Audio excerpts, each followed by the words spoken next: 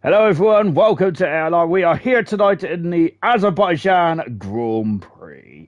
And yes, we've had three cracking evenings, afternoons, entertainment, haven't we, over the past 3 days, and sadly it has to come to an end, don't it? Which personally I'm actually despondent by. I heard Alex say in the commentary last night about some people love safety cars, some people hate safety cars. I absolutely adore a safety car before, so yes, keep them coming, I'd say. But of course, other drivers may not like it at all. But never mind. Anyway, we're now getting on to the start of the Grand Prix itself, and so one final time we'll get going then. But before we do get going, let's take a look at the drivers and the constructors' standings, shall we? Then from Baku here in the Land of Fire, Hammer Time leads the championship by 44 points. That's a mammoth gap already, isn't it? From Paris, who is second, and of course Paris has been a super sub up until where he was confirmed full-time driver, wasn't he, last week? But unfortunately, he got his first non-podium last week because of that. Then Dukanko in third position with Starbus in fourth, Brooksy in fifth position, then tied on 18 points with Iron Knight also on 18 as well. J-Dog in a very strong seventh position. Good stuff so far from J-Dog. Eighth position, Liam D. So far, he's been my driver of the season. Well, closely followed by, Hammer Time's been my driver of the season, closely followed by Liam D. They've been fantastic, haven't they? Smithfield Mighty in ninth position, Booty in 10th position as well. Fantastic performance last time out for Booty and for a couple of other drivers, which we'll list in a minute. Jenna in 11th position, Scooby Stew, strong driver, 12th position. Scooby Stew probably deserves a lot more points than what he's got at the moment. Kaz in 13th position with winning 14th. Styles, great drive last time out. He probably deserves a bit more points than what he's got so far in his account. Picasso, he's a quick customer, isn't he? But he just needs to finish a couple more races, don't he? And Sir Dave in 17th position then. So good stuff for Dave there, as Dave getting his first points of his account then. Casal, ZJS and Buckas have not scored points just yet. That's both Mercedes then that needs to get off the mark, and hopefully they could do that here tonight, can't they?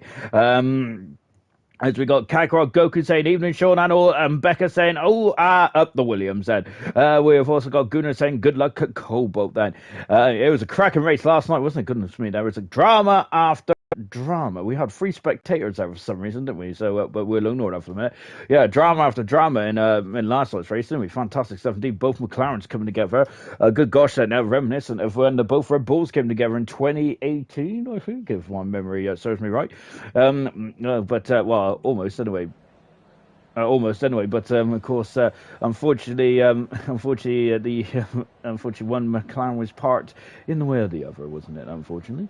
Anyway, yeah, enough about that. And Harry saying a big choke by Enright, wasn't it? There is unfortunately, there is Jamie had a bit of a difficult race, didn't he, last night? But it was the first time in bronze, wasn't it, that we didn't have Enright on pole position last night, which was unfortunate. But then unfortunately, he finished fourth at the end, which isn't too bad. Ayrton still leads the World Championship in bronze, closely followed by Theo in second there, and Enright I think it's up into third now, isn't he? Or is in third position. I'm really enjoying bronze actually, because we've had 4 different winners in the first 4 races. That's been absolutely fantastic. And then here over in Cobalt, well, it's been the complete opposite, hasn't it? We've had 3 Grand Prix three Grand Prix, 1 winner. That has been Hammer Time, hasn't it? He's really been hammering home those Grand Prix victories. Been really impressive to say the least. We've got 19 cars in tonight then. We've got a couple of debutants as well. A couple of debutants as well then in the field. Then we'll go through those in just a jiffy as well then. As Harry then is saying can't wait for the next silver race. Hopefully back wins there. As a Buckhouse has left the session now, which is not very good, is it? So hopefully we can get back in just a jiffy there. Gosh, Harry's gamer tag is completely I've completely forgotten Harry's gamer tag. Oh my word there. Oh gosh, then hang on a minute. I'll get there in a minute. No one tell me. Oh no. Oh, Fanjo, isn't it? I think it's Fanjo. Yes, Fanjo. Harry just commented there as well. Fanjo 23. Yeah. Fanjo 23. Of course, dominated the race in silver. Well, I wouldn't say he dominated the race, did he? But he certainly had some of it under control, did he? To say the very least there. As Becca's saying, horrendous there. As it's appalling. It's appalling broadcastery by me, isn't it? As I don't think that's even a word, is it? Broadcastery. But there we go. I've just made up a word. But I'm absolutely ashamed of myself, really, because I'm usually pretty good with. Well, I'm not pretty good with the names at all. I'm just absolutely. I'm lying from my teeth now, aren't I? On the track at the moment is Paris, and we got Cluster T making his debut tonight, or is it? It's Cluster. No, Cluster. I'm going to call him T. And of course, that makes me very happy actually, because I do love a cup of JoJo, all free. Indeed, that I usually take free sugars there. Anyway, quickly going back to the comments then, shall we? As I'm in an awkward position tonight. Because I think my sofa's broke some more now, so I'm kind of, my legs are now pointing upwards. We have got Cass saying a good day, good luck to the drivers as well. Serious Russia, evening. We've also got it's hammer time. Is hammer time even racing? No, he's not tonight. Then hammer time is on holiday, isn't he? We heard him last week, didn't he? He's gone on holiday, which has given a bit of a respite then for the rest of the drivers here. So let's see then. It's a golden opportunity for someone to really stop Hammer Time's momentum. Brooksy could be one of those drivers that is going to be very much on my mind then. Harry said it couldn't dominate it because free safety cars, because I think the safety cars really did help Harry, did he? Or Fanjo in silver, but I've got to say, very impressive stuff, to say the very least. Becca saying, my bad, hold my hands up for the first one. We've also got Fanjo. Anyway, I'm off to play golf. Good luck, Cobalt then. Oh yeah, good luck with the old swing now. Of course, I'm appalling at golf, to be honest. There, I'm less said about that the better. Really, is I'm all about power, and unfortunately, my power is not even very good anyway. The best times winning is joining the session. Good stuff indeed. Then I think that's a full host now. Full crop of cars. Then in the Grand Prix, got yellow flag in 2 because we think we got Jinner, who has visited the too early there for our liking, and for his liking as well, really. He probably would have. He's lost a whole of the front wing there. Jinner answer, so he's going to have to come back into the pits. Unfortunately, Paris is still on the lap at the moment. Kagro Go could say no hammer time. He's on holiday. So Irish new potato. Nah, you're not Sean. So I must say, my name's just appalling, aren't they, really? But less said about that, the better. Then, so I'll quickly get rid of all of these notifications there we go. My phone is as clear as a whistle, and the track is not clear as a whistle though for Paris. So you have to get past Jinner then on his outlap as well, Jinner there. So he must have taken this off the board. Remember, these are the fastest computers in the world, aren't they? Because you have to have a degree in rocket science to power these cars these days, don't you? Believe me, that there's so many controls that the drivers have got to remember. Across the line goes Paris to set a time of a 38.789, and lovely stuff indeed then.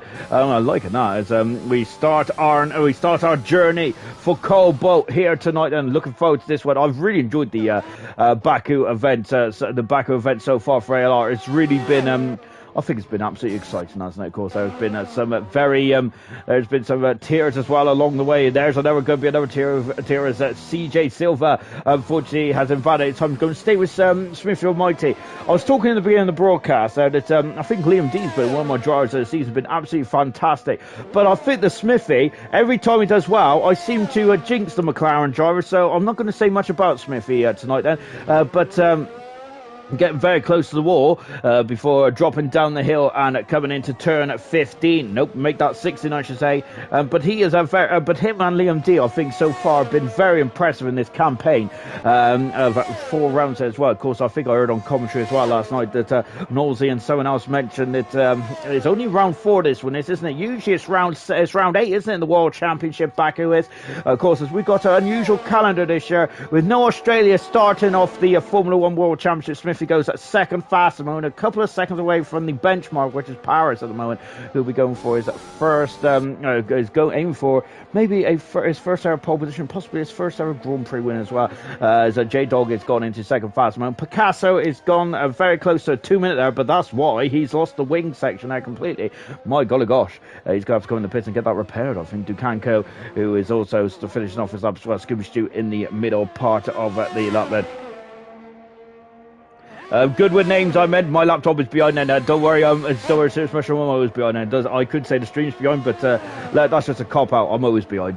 Winnie is back in the session. Hopefully, he can get those gremlins or the old connections sorted, and then he'll be back, and then he can get himself sorted. Then Dukanka goes into second fast at the moment, and no one has got under the 39s at the moment. And Paris is in the 38s then, so really starting off strong, isn't he, Paris, tonight? Then he's got something to prove, doesn't he? After a very difficult Monaco Grand Prix event now, his first DNF in his whole career of ALR. Wow, look at that drift there from Scooby Stew there. I was really clenching myself there as I thought he was going into the barrier. Now coming up in, now we always got to do then is put his foot to the metal as he goes flat out across the start finish line to set 4 fastest and a couple of tenths there in front of his teammate. So that's a very good time indeed. That Silver is just about to finish off his lap. Then there's also an Aston Martin, but I think that they're just starting his lap as well. It's T who's going to start his lap. We'll leave him to it for the time being. Excuse me. Oh my good gosh, there. Oh my word, there. Oh my gosh, there. Good gosh. Silver goes third fastest. Good stuff.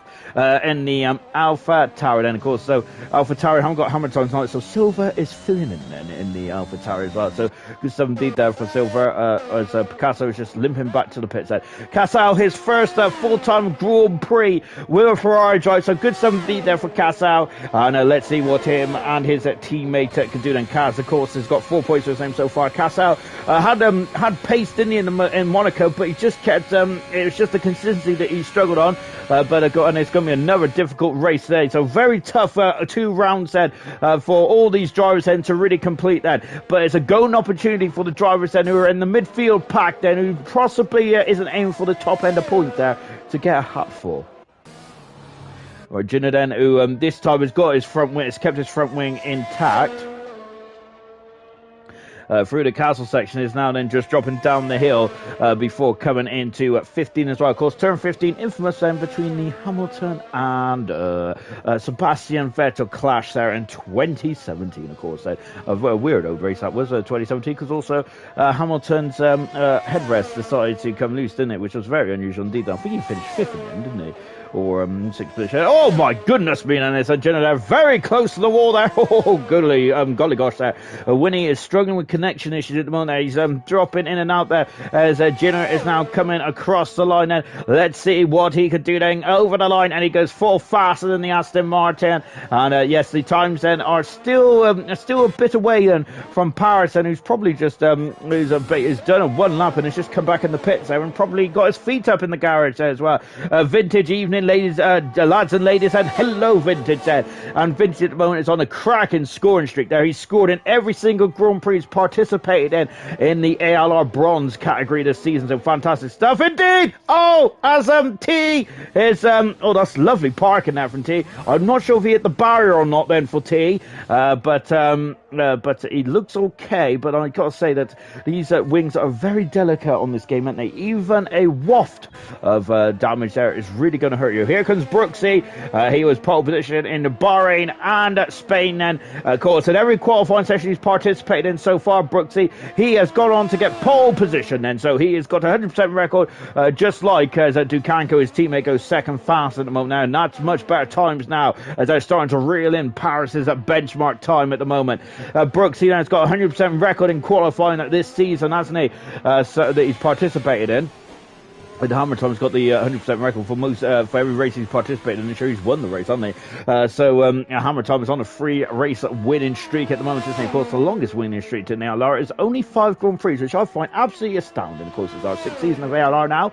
This is our 2nd season of Cobalt, of course. Yeah, so Jochen has had 5 wins in a row, Emerson's had 5 wins in a row, and Troy had 5 wins in a row then. Jochen and Emerson from gold, and Troy from silver. And of course, but bronze and Cobalt, we don't really get many winners in a row, do we? But then remember, Cobalt only had 11 Grand Prix last season. This is their first full season. Make of that what you will for Cobalt this year. So this is going to get very interesting. And Cobalt is going to be breaking a lot of records this year. And this man is going to be one of the record breakers. That is, he is going for another third pole position. This will be his third pole position of his career if he can do it. However, we've got a long way to go before we even think about the pole position, because what we're looking about at the moment, we're trying to eliminate the five slowest cars on the today's grid. Then, and here's Booty. Then he's about to start his lap start. Liam D. Then, who's one of the who's a man in form, isn't he? Here comes Sir Dave Then, who's flying past me as a Buckass there, shaking that rear end from left to right. My word, Sir Dave coming down into turn one. Let's go on board with Sir Dave, and once again he hasn't mended his helmet there, so I'm absolutely disgraced by him. And my goodness me, that wall was always disgraced by him as well. Oh, good gosh, there, as Dave may have had to be forking out a bit of a bill then for the damage on the wall there, as his Alpine team would not have been too happy about that at all as he comes into turn number 3. Then I've got to say, that's a very loose back end there from Sir Dave, and goodness me. So I think he might have to unfortunately we're in park firmware rules now, so I'm not sure what he's going to be able to do about that then, but that's a very loosey-goosey rear end there, isn't it, for Sir Dave? Liam D, his teammates also just started up as well. Booty is just behind us as well. Sir Dave is now tackling the castle section as well. This race in the first 3 races of the weekend has been all about just keeping it on the island there. It's really been a race of attrition, hasn't it? There has been a lot of retirements there. It feels like we've been back to the latter 80s and early 90s as well, isn't it? Brooks has gone fastest on his second time run there. J-Dog's retired from the session. He's happy with his 5th position, I believe. So good stuff indeed. Then Picasso is going out for a second time run now. And here comes Sir Dave Van, and now he has done all what he can do. Well, I say all what he can do, but we've still got some fast kinks then before coming up to the line then. And that is it now for Dave Van. All he's got to do is turn the wheel slightly to the right-hand side, and that is it. Now he's just got to wheel the car right to the end then as he tops 200 miles an hour then coming across the line. And what is Dave's time going to be? It's 11th fastest at the moment in the Alpine car then. So it's slightly off the pace so far for Sir Dave, 2 times a second away from Smithy. Here comes a Booty also in the final sector as well. I must say that this track is quite he's a bit slow on the DRS there, Booty was. This track is quite daunting, I would say, as Booty goes across the line. Goes 7 fastest out, Booty. It's a very good time indeed that. Yellow flag is fluttering out there. Yeah, I got to say, I get quite intimidated by this track, especially on the final sector. The third sector there is as the Alpine car of Liam D abandons his time and comes into the garage. We've got Kaz out on the circuit as well. We've got Buckassen who flies past me. He was flying past me on his outlap. We've got a Alfa Romeo who is Oh gosh, there, and winning there almost. I think that Brooksy was trying to get out of the way there, but oh my word, that was a close shave, wasn't it? I'm not on about Wallace and Gromit. My word, that was quite scary indeed, wasn't it? Buckass then, who's coming up to the line as well in the Mercedes, and I'm going to quickly catch up on the comments in a minute, guys. Don't go anywhere. I will read them out in just a second now. Before Buckass was off then, as I look back up, and here it comes up to the line then as well. And I love that circle building that I keep seeing then. Which I've been seeing over the past 3 days there. I'd love to know what that is then. Buckhouse goes into 13th fastest then in the Mercedes then. That's slightly adrift at the moment, and as he's time there, there's quite a big distance then between the times out there, isn't there? But I feel that the more the drivers get used to this track then, the better the closer the times will be then. As I already mentioned, this is a track that can be quite intimidating. It's very intimidating on me then. I must say I'm very scared of the final sector as we've got yellow flags fluttering in our fingers. One the Alpha Tauri drivers then just crawling back to the pits. Picasso going 5th fast. I can't believe he's only got 1 point so far. He's been a quick customer, hasn't he? Unfortunately, though, he has had he has been a bit unlucky then with a couple of his finishes as well. As Vince saying, bless you, Sean. But yeah, thanks. Couldn't be happier in my racing so far. I mentioned in Monaco. I know someone else mentioned as well, but winning almost into the wall there. I mentioned in Monaco that Vince is a completely different driver to last year. He's more complete, isn't he? And I think they really underlined it in his Monaco and his performance here last night, didn't he? Oh gosh, Winnie's out of the Grand Prix. Qualified, I should say, and he's gone off in a major way. Liam D also out of qualifying as well, unfortunately. Oh my goodness me, I think Liam D has just parked it in the garage. Winnie's parked it in the very fast, kinky turns of the sector 2, and the Verstappen, there's a Verstappen crash helmet of Winnie, unfortunately, is going to be trundling back to the pits then, unfortunately. So that's Winnie out of qualifying, unfortunately. Swanshine saying good luck the Alpha. Oh my gosh, and Iron Knight is also in the barrier as well. And gosh, I can't even draw my eyes off of the screen for 1 second. And that's another car who is now out of qual. We've lost 3 drivers already in this qualifying 1 session. Iron Knight is going to be starting 20th on the grid then for the Grand Prix coming up later on then. Also, we have lost Liam D and Winnie also out of qualifying as well. Liam D, I think, chose to retire. Iron Knight and Winnie went off in a more spectacular fashion. They're both out of qualifying. We've got 3 of our 5 drivers that we're going to be seeing eliminated from qualifying 1. Vince saying ouch. It wasn't ouch. It was ouch indeed. Just going back to Swanshine, AlphaTauri are leading the joint constructors by quite a nice margin at the moment, aren't they? They've had the first 1-2 of the season as well in all of ALR. We'll find drive in silver on Monday night, which also helped the advance of young Tommy, who leads the Silver World Championship, doesn't he? At this stage of proceedings, very impressively, to say the least, there for young Tommy. Remember, young Tommy was battling for relegation most of. That's a McLaren. That's a McLaren off on the pit straight, and it's Smithy Almighty who's also out of qualifying as well. So Silver's retired from the session, so we've lost 4 drivers already in this session. And goodness me, it's a high attrition rate, not only in the race but in qualifying as well. The McLaren is out of qualifying. ZGS there. It's going to get a lovely slipstream now. We've got a wheel of courtesy of Iron Knight there on the start. It's back straight as well. And goodness gracious me, then it's here comes the Buckass and flying out of turn number something or other, and now onto the finish straight as well then. And he is coming into the pits, Buckass is, but he's doing a very good thing for his teammate then. Now ZJ said he needs to get a tie on the board then, so the Stars as well then. Is we are now the tie qualifying is done and dusted. I think we're going to lose 6 cars rather than 5 in this one. And ZJ said we're on board with now then. So we got to Aston Martin crawling out of the pits as well as and one of the Aston Martins retired there, a T, but I'm hoping that that's not T. It might be T. So T might have retired on the track there, which he should be okay, shouldn't he? To get through in the qualifying 2, I think we're going into next, don't we? It is 2, isn't it?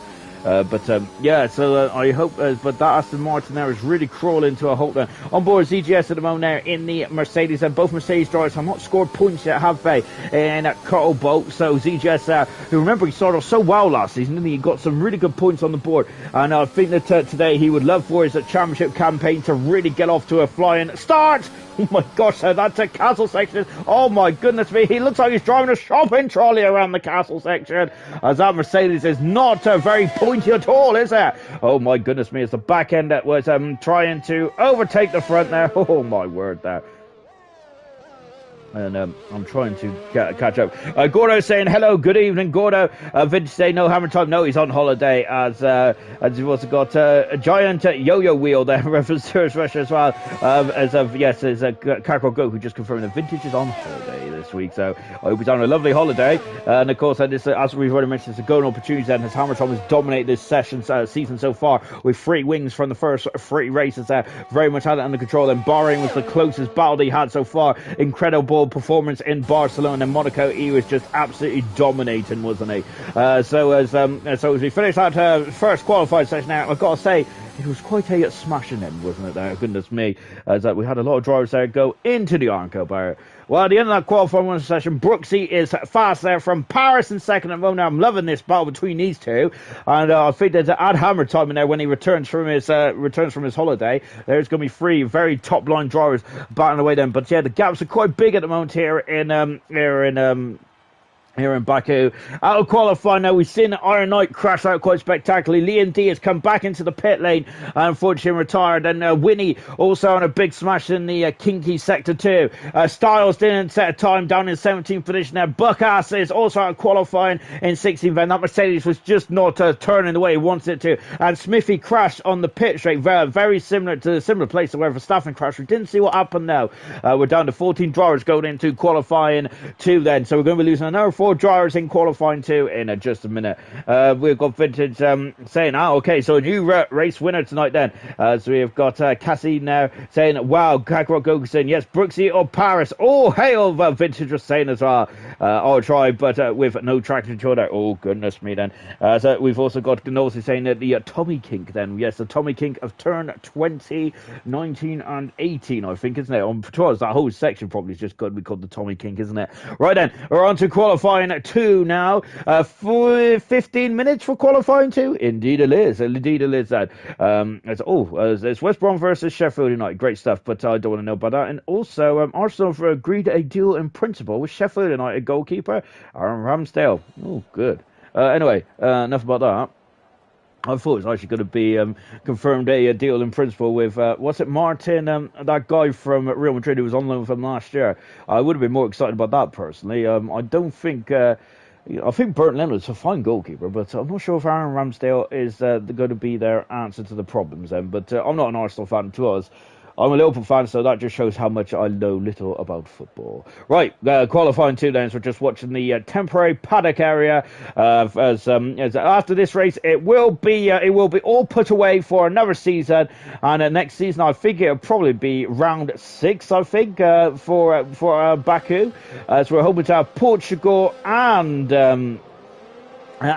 Portugal and the San Marino Grand Prix added on to the calendar. Of course, I know it's not San Marino, but there we go. I'm just an old man. So just watching Paris and who's out on tracking on the medium compound tyres then. So he's just coming down the back straight. Of course, last night as well, we've seen a lot of drivers that was like on the lower end of the Grand Prix qualifying grid. Did have incredible performances there. Remember, Billet got driver today, and that was his first podium of his career in ALR. So well done to Billet. Unfortunately, he did have had a bit of a crash, didn't he? Towards the end there with Mings, unfortunately, which really might have stained his incredible performance. But it was still a good performance nonetheless there from Billet. He did move on the break, didn't he? I think it was a very much of an old school Verstappen-esque kind of manoeuvre, wasn't it? Back in when he first entered Formula 1 in 2015 and 2016 kind of style, wasn't it?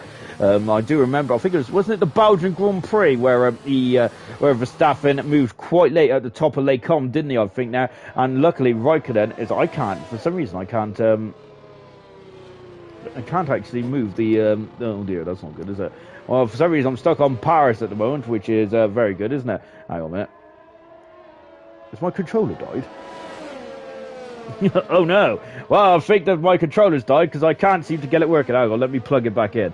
So yeah, this is a good start. So I mean to go on and all that kind of jazz. I've now got to get up off me broken sofa, which is going to fall apart, I think, as soon as I move it. And we'll go from there. But yeah, I can't, for some reason, I can't get off Paris at the moment, which is not very good, is it? I mean, I don't get me wrong. I would love to watch Paris throughout the rest of the night then, but yeah, this isn't too good, is it? Right then. So as Paris is going to get moving, then we've got 12 minutes to go. I've got 12 minutes to start my controller issue, and then we'll get going once again then, shall we? Because I want to watch Picasso first, as Picasso is going to start his lap, and then we'll go from there. But yeah, so Picasso starting his lap now. We've got Paris also starting his lap as well, as he comes down into turn number 1 as well, before riding on the curbs then. Great stuff indeed then for Paris. As I mentioned, in the first 2 Grand Prix, he was...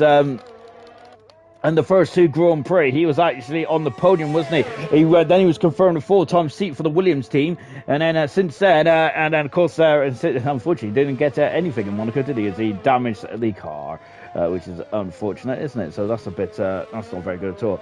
As Kakarot Gogerson, I start at the back until my start, and I'm starting at the back until my start with OTC improves that. As of course, I think that, remember in Bahrain, he had a bit of a wheel spin, didn't you, there, unfortunately, and because of that, it didn't, I think you spun, didn't you? And unfortunately, throughout the race before you got to turn 1. We also see New Potato, the former bronze world champion, who's lost the car. I think that's Picasso. It is Picasso, who is facing the wrong way at the moment. Unfortunately, I can't see him because I've got a broken controller, which ain't good, is it? We'll get that sorted in just a jiffy or free. And a yellow flag there as the Williams car is trying to spin around then and trying to get himself back into action then. Right then. So yeah, there's so Picasso, has he got any damage then on the has he got any damage then on the car then, as he is now just coming out of the follow turn then? I don't think he has he? So he's okay, but he's has abandoned his time. And what about Paris then, as he comes up to the line then? Let's see what Paris can do. Lovely helmet designs, by the way, this season. I've got to say, it's the best helmet designs of all of ALR so far in our entire history then. 39.5 then to get starters on our adventure here in qualifying. Good stuff indeed then. And that's why Liam D saying that's why I started back. You can't get a good start with no traction control then. So that seems to be a common theme then with anyone with no traction control then. Is they seem to have issues, don't they? Booty going into third fastest one, but Ducanco on the medium tyres going second fastest. So Booty going onto the soft tyres heading straight from the get-go. So Booty not too fussed, is he, about going onto the harder compounded tyre, is he? So he's just going for soft tyres and going for it. Go for the quickest, go for the quickest tyre possible. Here comes his teammate Silver then, who's, I've got to say, the Alpha Tauri team are looking strong in the joint constructors, don't they? And really impressive, especially Silver. And not only especially Silver, actually Cobalt as well, because remember, in Cobalt, the Alpha Tauri are really dominating at the moment now. Silver goes fast, Silver goes fifth fastest, 2/10 second away from his teammate at the moment, Silver. So I think they'll be happy with it at the moment, but having said that, they are on the soft compound tyre. Scooby Stew, who's currently 10th fastest one, and half that time. Yeah, here comes Custard Tea then, as he's flying there into the final part of the lap as well. Yellow flags again then, and I'm hoping it's just drivers getting out of the way then. I started back because I remember from Serious Mushroom. You're very harsh with yourself, Serious Mushroom. Remember Serious Mushroom, a Grand Prix winner in the Japanese Grand Prix, in one of the most incredible Grand Prix you'll ever witness. I think it was season 2. My goodness me, it was season 2, wasn't it? I think it was. And Liam, and of course, that Serious Mushroom is the reason why Haas only got 7 Grand Prix wins that season. Otherwise, I think the Haas team would have just really just would have dominated the end of that season, didn't they? So Serious Mushroom is the reason why the Haas team now didn't break more records then, albeit then the Haas team were fantastic that season, weren't they? It really was indeed then. Out of the final turn then, and Jinner goes in to 7th fastest. Well, the final turn was quite a long way back, wasn't it? Here comes J-Dog as well. So one of the Alfa Romeos coming back into the pit then. J-Dog goes into fastest there. Wow, that's a great time indeed there for J-Dog. I wonder if he got a cheeky little slipstream there, or perhaps this is the J-Dog effect then in the Haas team. Good stuff there for J-Dog. And well, I've already mentioned that J-Dog's another driver that's really impressed with this season. It seems like I get impressed by a lot of drivers, don't I? But yeah, well, there are some really impressive performances there from Cobalt from last season to this season. It feels like some of them are completely different drivers then. Silver, that's a completely different lap from Silver. He's gone up to second there. Good 70 there from the Alpha Tauri car, and from Silver himself there. That's 2 laps there on the soft tyres there. If you're going to qualifying for, you must on the tyres which you set your fastest time on, of course. So you've got to keep that in mind then. So likes of Jinner and Silver have done 2 laps on their tyres so far. So that you have to take that into account then when you go into the race itself. But of course we're a long way from factoring that in, aren't we? Because remember, we've still got Sir Dave, Kaz, Picasso, ZGS and Brooksy to set a time on the board then. So these top 10 are not set in stone just yet, are they? We still got 7 minutes to sort that out then. And here comes car 12, which is Kaz there. 4 points to his name in the Ferrari. Then I think those 4 points were scored back in Spain, weren't they, for the Ferrari team for Kaz. So hopefully the sky's the limit there. And then just going through the chicane as well. I can't get comfy tonight then. Oh goodness me, I've got a really baggy shirt tonight then, so hopefully it'll stop me from sweating. Oh my word then. Hopefully it'll stop me from sweating a bit then. So hopefully I'll get more air intake around me around me manly chest area kind of thing, all that kind of stuff. But yeah, well, I hope so anyway. But that's my idea. But I don't think that's probably not gonna work, really, is it? But there you go.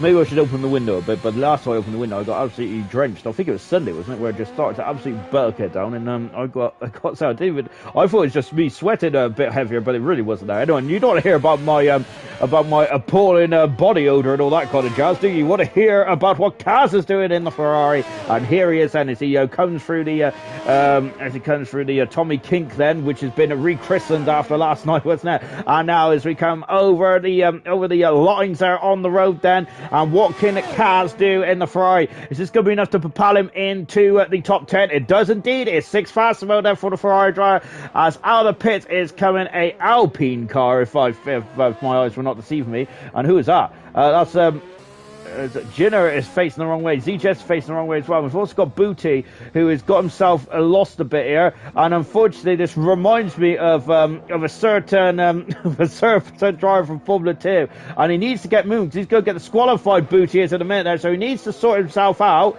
There we go. And he has now got going in. So well done there, Booty. But I was getting very concerned for your participation in this qualifying session just then. But as Brooksy is gone into first position, then he's 2/10 of a second in front of Picasso, who's currently second fastest. Albeit Brooksy hasn't done any laps on those medium tyres. ZJS has got no wing at all there. So we were just watching ZJS, was we just a minute ago. Just a minute ago as well, as ZGS is down there, who's coaching, I think, Sir Dave and Booty there, as I think he's rightfully said, then reset the track. But he's very much like his uncle there, because I don't reset the track either, really, which I think is quite appalling, really. It's just easier to press start and reset the track, isn't it? But I'm just panicking, like, oh my gosh, and trying to get back on the circuit. Here comes Sir Dave then, who's just on an out of mode. Booty then, who was on an out of mode. Jinner there, who's done 3-4 laps on these medium tires. Now those medium tires are going to be past their best, aren't they? As now before he comes back into the garage as well. As Kaz said, was also cruising back into the garage then. I think it's going to be Sir Dave who's going to be taking us on our wild adventure then through Azerbaijan, and here he comes as well. We've had a lovely 3 days around here, haven't we, in Baku? It's been absolutely delightful. I'm usually in previous seasons where we've done a couple of races around here, we've had a sprinkling of rain or two, but absolutely no precipitation in the time that we've been here, as it's been absolutely beautiful. It really has indeed there. So absolutely lush weather there. But as we go on to Canada, I am expecting quite a variable weather conditions in Canada. I'm looking forward to Canada. 35 laps around the classic Gilles Villeneuve circuit there. That's one of my favourites on the Canada. I must say, I'm Monaco in Azerbaijan this as well. When I'm spectating, when I'm driving it, I'm a miserable so-and-so. But watching it, of course, I'm just an evil Knievel, aren't I, really? As I do like watching drivers struggle and get punished for their mistakes. And they will get punished in a week's time as well, as we head to Montreal, Canada for round 5 of the World Championship of ALR. And of course, there is the championship. It's now starting to really take shape, isn't it? From all 4 divisions there. German took the lead in the Gold Championship, and I think that's the first time, as Dave is, we've already mentioned this, but Dave is very much trying to drive a shopping trolley around the castle section there. Someone else is on the similar issues. Dave, wasn't it? Goodness gracious me, I think it was one of the Mercedes, actually. Oh my gosh, so setup's not looking like a premium now for Dave. Oh, and he's also clouted the barrier, as Dave getting a bit too close to that barrier, isn't he, there, before accelerating into turn 16, and away he goes then as well. I forgot what I was saying now earlier. Oh yeah, about Canada and the 4 championships which are taking shape now. Gurman is taking the lead for the first time in his career in the Gold World Championship. Of course, after him and Emerson Caleb Blowson. So a bit of controversy from the Gold race then. Is that going to play a part in Canada, as Dave goes into 9th fast? He's through in the qualifying at the moment then. Booty is also finished off as well. Here comes the Booty. He's almost as light as a feather in that AlphaTauri. His teammate is looking very safe in 4th position at the moment there for the second AlphaTauri. But what about this AlphaTauri? He's done a 41 to start his time. He's only the 10th fast at the moment, so he's very vulnerable there, Booty is. So he's going to have to find another bit of time then in car 90. Here comes T, who's flying past me now. Yeah, so Gold then. So what is there going to be any ramifications there from the incident between Gurman and Emerson there? That was a very yes, it was a very controversial, to say the least. And controversy controversy creates cash, doesn't it? So lovely stuff there. So of course, Gurman did do it on purpose. Oh my goodness me! T is into the wall, but that is lovely recovery there, and Booty is in the wall. And I think that, I'm not sure if he's in the wall, retired on track there, but he's parked quite nicely there off the racing line then, as T is into the pit head, so he is damaged the car, and I think that's also his qualifying out, as his qualifying done and dusted then in the Aston Martin, so he's going to be 13th on the grid then. Hopefully he's not superstitious there, as he comes back into the garage. General on that love and ZGS, who's got no wing now, so he's going to come back into the pits, and that might be ZGS also out of qualifying as well. So I think that we've only got one driver that can knock Booty out here, and that's Jinner. I think Sir Dave has actually got through into qualifying, so good somebody, but he's going for another time run here, Dave. Look, he's almost run out of battery. Dave doesn't improve, does he? I think that because he was so low on battery, that really hurt him in the final sector for Sir Dave. But he should be safely through then with Booty out qualifying, and the other three drivers not coming out of the garage then. So Scooby Stew, they've run out of time. Scooby Stew, T and ZGS are all out qualifying, unfortunately. We're on board with Jinner, who's about to start his lap as well. Anyway, carrying on my little monologue there, the other three championships whilst we've watching Jinner wind up for one more time running qualifying too. Yeah, so also we got silver as well. At the moment, young Tommy is leading the world championship, isn't he? He's extending his championship lead over his teammate Dylan, who I think was second, wasn't he? I haven't looked at the championship since Monday. But yes, the Alpha Tower team looking strong in a silver. And in bronze then, I got to say, who knows what's going on in bronze at the moment. 4 different Grand Prix winners there. We have Ayrton leading the world championship at the moment, but he's hotly contested with Theo and also Jamie in third position as well. There's a lot there to really put your teeth in, isn't it, in bronze there. So looking forward to that one there, and I'd say that bronze is probably the most unpredictable championship out of all 4 thus far, but this one could but of course Cobalt as well. Hammer Time has dominated the season so far. Let's see how he does when he returns it to action then in a week's time in Canada, but he's done a lot of the hard work then, so he could have a week off, and that's exactly what he's done. So good stuff indeed there, and I hope he's enjoying his holidays. Well, I keep saying annual leave. Go and say annual leave there. I'm still in work mode. Serious Russian there is saying he's not very good at the moment. And as a dog, and of course Serious Russian. Well, I wouldn't say that. I think Serious Russian is on a bit of a rough patch, which all drivers go through, don't they? To be honest, I've been saying the same to myself for years and years and years, but unfortunately, I'm beginning to think that is actually the limit of my skill base, really. But there we go. Of course, says you cannot be in Serious Russia's case, you cannot be a rubbish driver because he's won a Grand Prix in ALR. Then, and it says that's no easy feat to do, is it? As Jinner coming across the line as well, and here he comes. He crosses, he knocks Booty out, doesn't he? Quite comfortably as well. Then for Jinner, who's into qualifying free. Good some deep there. Jinner's qualifying pace has never been questioned, has it, since he's participated in ALR. Unfortunately, though, it's the race it's the race itself where he seems to be a bit unlucky, doesn't he, with how the race events transpire. So let's just go through the qualifying results from qualifying 2 here in Baku. We got 4 drivers on the soft tires, so that's Jinner, Silva, Kaz and Sir Dave. Everyone else on the medium tires, so still on the medium tires for the Grand Prix later on tonight then. Out qualifying, ZGS, he didn't set a time. T had a spectacular shunt there in the Tommy Kinks then. We've got Scooby Stew down in 12th position, and Booty in 11th position. That potentially might be a golden opportunity for Booty as he'll have fresh tyres for the Grand Prix. So good stuff indeed there for Booty as we march on then to qualifying 3 then here in Baku. Fridge saying I'm starting on the back because I'm slow then. As Kakarot Go saying, no, you're faster than me then. Booty pulled in to use the Portaloo then from Serious Show. Is there a I know there's a Portaloo in the castle section as well, because I think when Perez broke down one time, I'm sure I seen a shot in the background there. Wasn't that 2017? I think it was, wasn't it? I know he broke. No, he didn't break down in 2017, did he? I think he crashed there, didn't he? So I remember that quite well, because that was the first race where the Racing Point team, or the Force India team, I should say, was having all pink overalls. Because up until that point, I think that they were still using their old school overalls from 2016, weren't they? When they were still sporting their black, orange, and silver livery, or grey livery, or silver livery. That sounds better. So silver, you can't do 2 laps back to back. Battery doesn't regen enough. So that was just a comment on Sir Dave, wasn't it, a minute ago? And Sir Dave really lost some time, didn't he, down the back straight? So that's really hurt Sir Dave. But well, it didn't hurt Sir Dave in the grand scheme of things there, because he's still through in a qualifying 3. He'll be 9th. As long as he sets a time, he should be 9th fastest. Oh, 9th or higher, I should say, in this qualifying session now, as Dutanko is currently out at the moment with the traditional yellow helmet. Lovely stuff indeed. Then is Ayrton there flying into the comments there. Come on, Dave, then, as Ayrton may have been disappointed about his performance last night, but he's showing some love there for Sir Dave in the Alpine car. So we're just watching Dukanko then. So he is in the Alfa Romeo car now. I think that this Alfa Romeo team is probably the favourite to win the constructors. Isn't it? I would hazard a guess then from my very from my untrained I don't know. It's not even expertise, as I don't even know what it is, to be honest, but there we go. But it's not the case at the moment, is it? Because it's the Alpha Tower, the other Alpha car, the Alpha Tower leading the World Championship by 38 points at the moment now.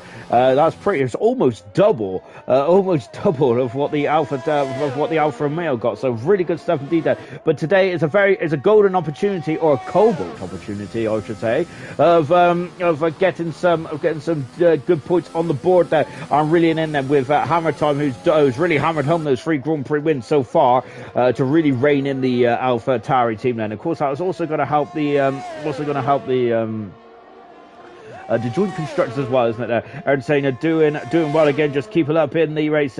Booty saving his pace for the race. Booty currently in 11th fast at the moment. Good stuff indeed. We've also got Wagwan Alr there from Young Tommy, the silver championship leader. Good evening, Young Tommy. I hope you're having a lovely day as well.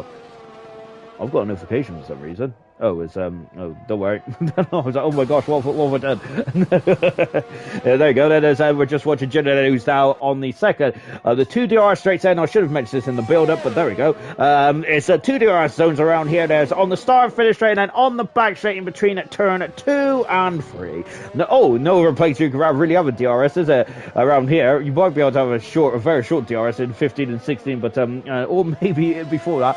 But I must say that I spin there even without DRS, and I think we see a lot of overdrive spin there, so that's probably not a good idea. That's why I'm not on the FIA panel, because I'll be saying stupid suggestions like that. Oh, look, there's my king as well there from Young Tommy. Yeah, of course, we've been calling it the Tommy King Casimir all of last night, and I've even been throwing in oh, for goodness gracious me, I thought Jenner was in the wall there, as he gets out of the way quite quickly of Dukanko. Very gentlemanly there from Jenner. So just now, we've left Jenner to it for the time being, and we have got, we're just watching Dukanko now, as he is in the final part of the sector, the final part of the lap. Well, he will be after this turn. Now coming, down, I think downhill, turn 15. Is that the hardest corner on the course then, apart from the castle section? I was thinking about that as soon as I said that. I think the castle section is probably the hardest corner on the circuit, but I feel that is a very close second then. The downhill section there, the downhill turn 15 section. I really don't like that corner at all. I keep overshooting it personally. Dukanko then, who's flying now up to the start finish line as well. Remember what we also got to fathom into the Grand Prix itself is safety cars. We've had safety cars every single Grand Prix over the course of the past couple of days, and Dukanko goes fast. As I said, we'll come back to the racecraft in a minute, on the race itself in just a jiffy. So Dukanko goes faster, not anymore, because Casal and this second appearance for the Ferrari goes faster still. Good stuff indeed. And what about J-Dog? J-Dog in car 2 and flying past me now, and he comes over the grid Haxton's there, and he goes second fastest. J-Dog does, once again showing some muscle in that Haas car, looking strong indeed there. Silver is coming to the line, so we've got Brooksy just behind us as well. Brooksy's got he's got a very good slipstream, but I think he's coming in the pits. He has come in the pits. Silver is the slowest of the 4 timed runs so far. Kaz is starting us up, man. Jenner is now on a quick lap as well. And coming on to the short straight then, before going into the very tight, twisty part of the lap now. There's a car in front of us there. I think that's one of the Alfa Romeos of Dukanko. So I think that Dukanko hopefully be getting out of the way then. Is this going to be? He's quite a way in front of us actually, isn't he? But still there, you feel 5 seconds, up to 5 seconds in front, and you still feel the dirty air, don't you, from the back of that car there? But Dukanko there is not in view of Jenner at the moment, is he? And there he is then. And I'm wondering actually if Dukanko is going to potentially give a lovely slipstream here from Jenner then. But let's find out then. Yes, he does look quite a way in front then, but even so, you still pick up slight bit of slipstream. That's how powerful the slipstream is in these Formula 1 cars. Absolutely mega stuff indeed that you can feel it up to 5 seconds away then. There's one of the Ferraris in the background. I hope that's not, I think it's Kaz, isn't it? Well, I hope it's not Kaz, because he's on a quick lap. But I think Casal's coming back into the pits, but he's coming faster than Dukanko has gone faster. So I thought he's coming on an in lap there, but no, he's not. Jenner goes full fastest. It is Dukanko who's gone fastest, and he is going for his first pole position of his career in Alr Cobalt then. And definitely the first one of the season as well. Impressed somebody, but Paris has not. Paris hasn't hasn't set a time just yet. Nor is Kaz and nor is Brooks either then, so there's still a long way to go in this qualifying session. And Kaz coming out of the Tommy King then as well. Let's see then as he is feathering off into the pits. He is into the pits, and Kaz is unfortunately the Ferrari driver having to bail out there. As we've got an Alpine driver just coming out of the pits. And here comes Paris and flying past me as well. He hasn't on pole position yet either. And this is full Grand Prix of his career. Serge Russian saying get in Duncan there as well. Serge Russian loving the pace there from the Alfa Romeo car. Look at the brake disc glow there from the Williams car as well. Getting back on the power now. And he's got to thread the eye of the needle. And let's go on board with Paris, who is second in the World Championship, I think. He is second in the World Championship, 44 points away from Hamilton Monet. So it's a good opportunity, as already mentioned now. Hamilton not here tonight. It's an opportunity of a lifetime for one of these drivers there to really get a time on the one. Paris is fastest there, and now is pole position by 4/10 of a second. Impressive stuff to say the very least then from Paris. Absolutely mega stuff, fan. And here comes Sir Dave. I wonder if Sir Dave might be able to catch a cheeky little slipstream there off the back of Paris as well as he goes into turn 2 before accelerating well. I've got to say this Alpine looks very skittish, doesn't it, on the old back end there as well. Serge to say, get in, Duncan, Dave. So we're coming down to a turn number 3 and 4 as well as Ducanco's. I called him all names on Sunday. Someone said that Ducanco's name was Duncan in the comments there, and I believed them foolishly, didn't I? Which is shocking, isn't it? Oh yeah, Hammer Time is on his vacation there from Tommy. Indeed he is, and that has opened up an opportunity of a lifetime, hasn't it, for some of these drivers here tonight to really maybe narrow the gap then, because there's 44 points at the moment now. That is quite a lot of points there. That is almost that's 2 and 3, almost 3/4 of a win, isn't it? If you get the cut of my jib there. So we're back on board then with Sir Dave Fennis. He is resting the Alpine car. He has got he's in sector 2 now. Doesn't want to take too much curve there because that car would just rotate around quite quickly down into 15 as well.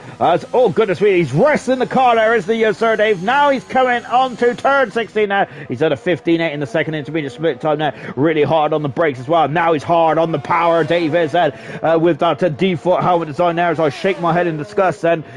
Now he flies past his eye, using a lovely bit of track there, Sir Davis. He's maximising this opportunity, and he's now waiting for the DRS, and he will get that line. There it is, and Sir Dave right on the money. He comes over the line, and what is this time going to be? It is a 40.1. That is 6 fastest on the grid, and now he'd be very happy with that. Indeed, that would be his career best to date for Sir Dave. So hats off to the Alpine driver. Great stuff indeed.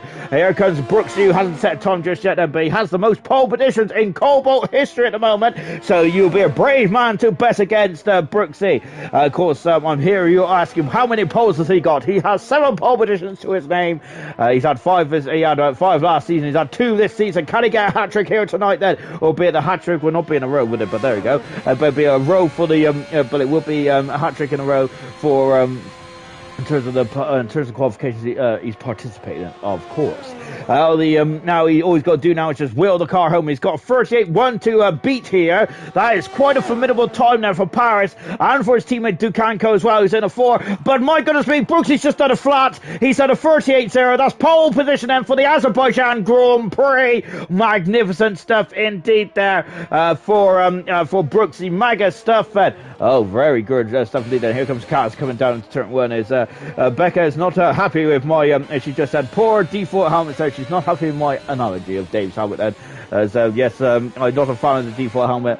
I do prefer it when drivers do make their own helmets, because it really. I love helmets. I really do. It makes me very happy there. Serious Russian agrees with me though, as he says they are terrible. They are indeed. As now, I like drivers saying it to really show their artistic side, don't they?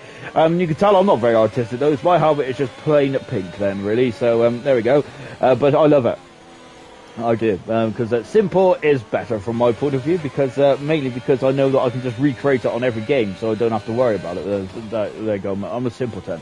Here comes Kaz, as he is now coming into the castle section as well. Lovely shots here from the onboard of the Ferrari as well. Look at the commitment he takes into the castle section. Absolutely stellar stuff indeed there for Kaz.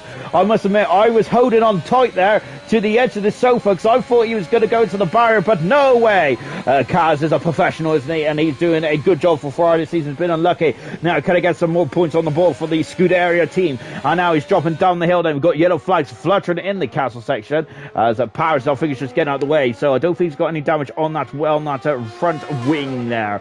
As Kaz now is coming over the coming into the final kick now, and oh my goodness gracious me! And he's now on the power, flat out up to the finish line. And look at the time on the right hand side of the screen there. And look at that's your enemy in this qualifying session. It's a race against time, and Kaz goes into a very solid 7th position there, half a second away from Jinner, but a good time nonetheless. 23 seconds to go there. I wonder if some drivers are going to try and get a bit of maneuverability here and try and get a good, lovely slipstream. Jinner in though, as he's invalidated his time, unfortunately, so he's going to be kicking himself there. Jinner is there. Oh, that's a shame. Dukanka's 4/10 of a second down in the second split time now. As Kaz, I think he's just getting out of the way. He is getting out of the way. Dukanko first. Oh, he's also invalidated his time as well. So Dukanko, time is up according to my clock in the by my clock up in there. So that is it then. I think Dukanko's done. Brooksy's done. So is Casal. Sorry. So is J-Dog, and so is Sir Dave. So I'm going to keep an eye on Silver. What can he do? He's the highest of the AlphaTauri cars at the moment. Woo. And the AlphaTauri cars. Oh my gosh! I got to say I had a big OT tonight. Then is Kaz retired from this session. I think he was done anyway. Yeah, I had a big OT tonight. I had a bit of chocolate cake then. I had a bit of chocolate cake yesterday as well. Absolutely delightful. I do love a bit of chocolate cake. Cake is good then. So we're just on board with Silver then. Let's see if this lap is good then. Lovely. That is absolute perfect there, isn't it, from Silver? Perfection into turn 15 now. 1.3 seconds up in the second split time. A lovely jubbly indeed there. And now then is Silver is coming up to the line then. And now he hasn't got much to do as he's just got to thread the odd needle. It sounds easy, doesn't it? But it's anything but. I really dislike that follow sector. Oh, goodness me. It gives me, it makes me nervous. I don't think it makes anyone of these drivers nervous, though. Does it say, look at this lovely high camera shot here as we look down on Silver. Is this going to be an improvement? It is an improvement by a second and a half there. Lovely stuff indeed there. He goes 7 fast moment. Casal is on and up, but I think it's invalidated. And Paris is licensed to throw in the second sector, but it's not enough. He's in the pits. He's called it time on qualifying. It is Brooksy on pole position then for the Azerbaijan Grand Prix then. And that is his third pole position of his season. That's his 8th pole position of his career. Absolutely brilliant stuff there from Brooksy. I got to say, in qualifying, he's just absolutely dominant, isn't he? 8th pole position in 12 races there. So that means he's only had this is simple maths, so I could do it. That means he's only had 4 races that he's participated in Cobalt where he's not got a pole position. That is an incredible strike rate, isn't it? Really impressive stuff indeed. Then as we're now then as Silver just coming back into the pit set as we've got a couple of drivers talking about the old like height of the drivers and all that kind of stuff. I'll be a good Formula 1 driver. Apart from, so I'm not very tall, but I am very wide. So maybe not a good Formula 1 driver at all, because I probably wouldn't even fit in one. Right, but I would be good drivers in terms of I'm quite a miniature mini. I'm about, I don't know how tall I am. I think I'm about 5'5". Right, maybe. Right here, the end of qualifying 3. Then Brooksy on pole position and his 8th pole position in 12 attempts in Cobalt. 10th of a second in front of Paris in second, and Dukanko in third. That Alfa Romeo team are looking strong, and Casal on his second run Ferrari much better in 4th position there. That is a juicy grid then as we go into Cobalt, and let's get on with this one, shall we? I quickly catch up with the old comments as well then. As Brooks saying Paris for pole then. He was up in the second sector by 7 thousandths of a second, but he must have seen on his delta that it wasn't enough there. So in the end he abandoned his time, unfortunately. We have also got Becky saying so Brooks is ruining the suspense there. So Picasso saying why did he cancel his lap then? So Brooks saying he was up and then he pitted, and I don't know why then. So as Picasso saying he probably didn't want pole position there. Now then, as we're now getting on to the race itself. And so thank you all for joining us tonight. This is absolutely good stuff indeed. Then, as got to say, the Trojans are already talking about Austria. Goodness gracious me, ladies and gentlemen. Now, Austria is about 3 races away. Well, 2 races away, isn't there? As we go to Canada, France, and then we're into Austria. The picturesque Grand Prix there is we're high in the mountains there, but not today. We are. I think we're below sea level. I think in here in Baku, isn't we? Buckhouse has been disqualified already, so I'm not. That's a pretty fine effort there from Buckhouse to be disqualified. As I don't think he's even moved. He hasn't moved there, so I don't even know how he's been disqualified there.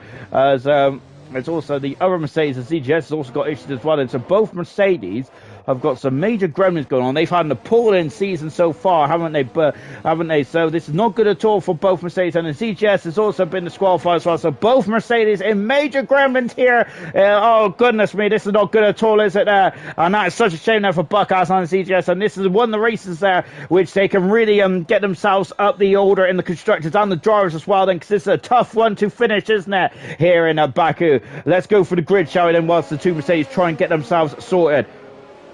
On pole position then for his 8th time, for the 8th time in his career is Brooksy. Brilliant stuff there. Paris is second then on row 1. Dukanko in 3rd position then. And really Alfa Romeo wants to put pressure on the AlphaTauri drivers whilst their number 1 driver is not here tonight. Casal in 3rd position in the Ferrari. Lovely performance there from Casal. J-Dog once again showing that he has got some muscle in that Haas car. Fantastic. 6th position is Ginner with 4 drivers. The next 4 drivers on soft tires. Ginner 6th, Silver 7th, Kaz 8th, Sir David 9th position, all soft compound tyres. 10th position is Picasso, as he had a qualifying free ban then. Booty in 11th position as he gets to choose a free set of tyres, and he's gone for the medium tyre. Scooby Shoo in 12th position there, he's also gone for the medium, as well as T also going for the medium tyre as well. This is David tonight, T is looking forward to see what he can do. ZGS and technical gremlins on the grid, unfortunately for the Mercedes driver, which means that I hope he gets away on the actual grid, otherwise we could lose 2 cars right from the get-go. He's on medium tyres, so nonetheless, Smithy Almighty down in 15th position there. Buckass in the second Mercedes, also technical gremlins, also on the medium position. Hopefully he can get away.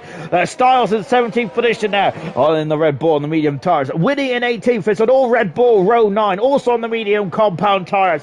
Liam D in 19th position there. He has had a couple of fantastic drives so far this season. And can he have another one here tonight in Baku? Iron Knight had a big smash in qualifying. He is on the hard tyres along with Liam D. So keep an eye on those tyres, and they're going to go very long into this race, and this will be and we'll see what they can do there as well. On board with Winnie then, who's got no helmet there, so we got another helmet there. We got another driver with no helmet then, but as Vinny said, come on Red Bull!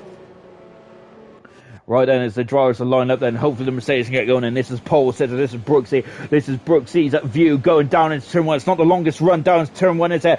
But pole position is on the outside. The guy on second position there, which is Paris tonight, is on the inside. There is the Williams driver, and we are about to get going. Young Tommy, come on, CJ, come on, Doon that delight then, as we're going to go racing in just a moment then. So the race, just as now the lights are on, then we're going to get going then. And they're out then, but we're not going yet then. Now the revs are building. They are going. When we're going to go then. And Star's got to drive through Penny, but here we go. And then we're going racing down. The Ferrari's had a great start. Cassal's down the inside then. Brooks down. So Dukanko's got wide to turn 1. It's a terrible start from Paris. And we're going for turn 1. Is everyone fine and dandy? I think they are. Mercedes have got away nicely. Aston Martin of Ginner has just gone straight on. And Paris, I think, has been collected as well. Oh, goodness me. I'm not sure what happened to Ginner. He completely missed turn 2. He didn't like he knew he was there. Oh goodness me, and Styles there is also facing the wrong way as well after getting a drive-through penalty. It's an appalling start there. But I'm not. Who's that? As we've seen a flash of someone there who's had some issues. I'm not sure who it is. I take a look now. It's Paris has dropped down the order. Paris has dropped down the order. Silver's also dropped down the order as well. As we got yellow flags floating all around the circuit at the moment, and damage there to the AlphaTauri car. Liam also at the back of the field as well. I'm not sure what happened to Ginner there, as he just went straight on in turn two. It looked like he didn't even know it was there, did he? That was really odd then. Up 6 positions is Picasso and ZGS as well. Magnificent stuff. And Paris and Silva down to 14 positions there.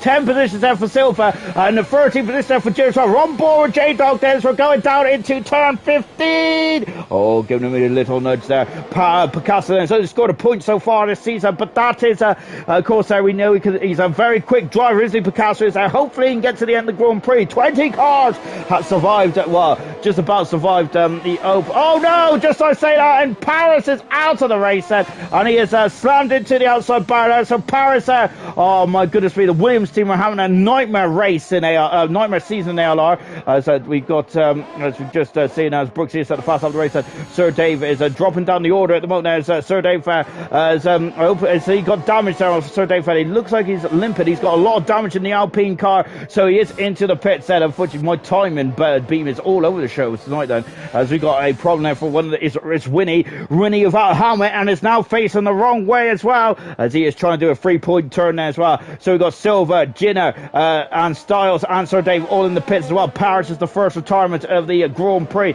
Picasso's off the circuit. Oh no! And Picasso's off the circuit. He damaged the car. Hopefully he's just overshot turn 3, and he could get himself going. It doesn't look like it from that angle there, so he should be okay. Hopefully I say. As we got yellow flags there in turn 1 and 2, but it looks like the drivers are just trying to get themselves back out of the pits as well. So Picasso there, who is just limping on one of them. Buckas is T has just gone past Buckas there somehow. Impressive stuff deep then. Iron Knight then, who is making his way through the field quite nicely deep. Remember, he's on the hard tires along with Liam D as well. So Liam D and Iron Knight then are going to be two to watch, aren't they, later on this race then. J-Dog going to a very solid full position. It's Alfa Romeo 1-2 at the moment. We've only had 1-1-2 so far this season, which was on Monday night, wasn't it? As it was the Alpha Tari cars, wasn't it? Maybe the other Alpha now is Buckas is just clouted the barrier.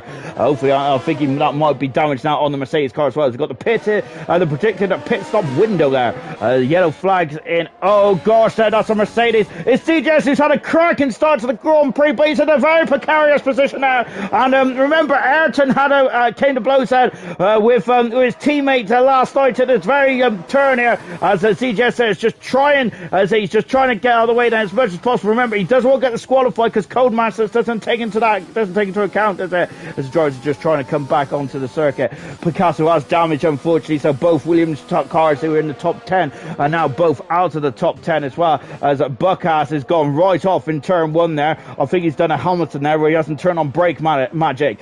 Picasso changing the nose cone as well. ZGS also in the pits as well. One action-packed opening couple of laps here in a Cobalt as well. Into the pits there comes the Mercedes driver now, thrown on a new set of tyres and also a new nose cone as well. Oh my word there.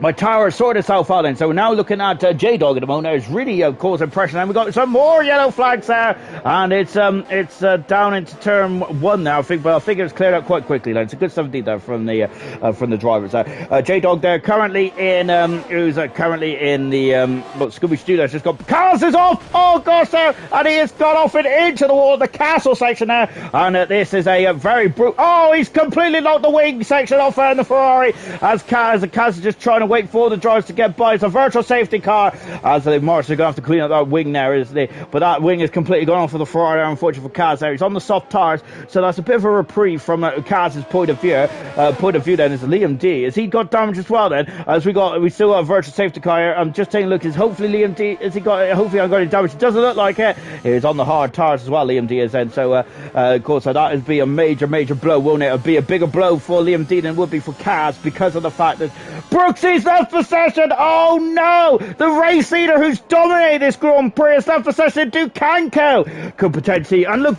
just as I was going to say, but potentially it might be alright because the virtual safety car's out, but Liam Brooks to get back into the session pronto, into the pits. There comes the McLaren, and Scuba Stewart's now being serviced out, thrown on a new nose cone for the McLaren team then, and now he's got oh no, Booty's in the pits as well then, as is he coming in the pits? Is this a strategy call? No, he's damaged the nose cone as well then. He is now on the hard tires. Booty has said Scooby-Stoo's gone to the medium tires, and Kaz also in the pits as well. Action galore right from the get-go here in the Grand Prix. Then we haven't seen many overtakes so far, but we've seen a lot of pit action, haven't we? Here in Baku, my goodness me. Then Brooks saying it's screw me again, and hopefully Brooks can get back into the session pronto. Then as because this is an opportunity of a lifetime for Brooks there to get another Grand Prix win. He hasn't had a Grand Prix win yet. He should have had potentially should have and could have had a Grand Prix win in Spain as well.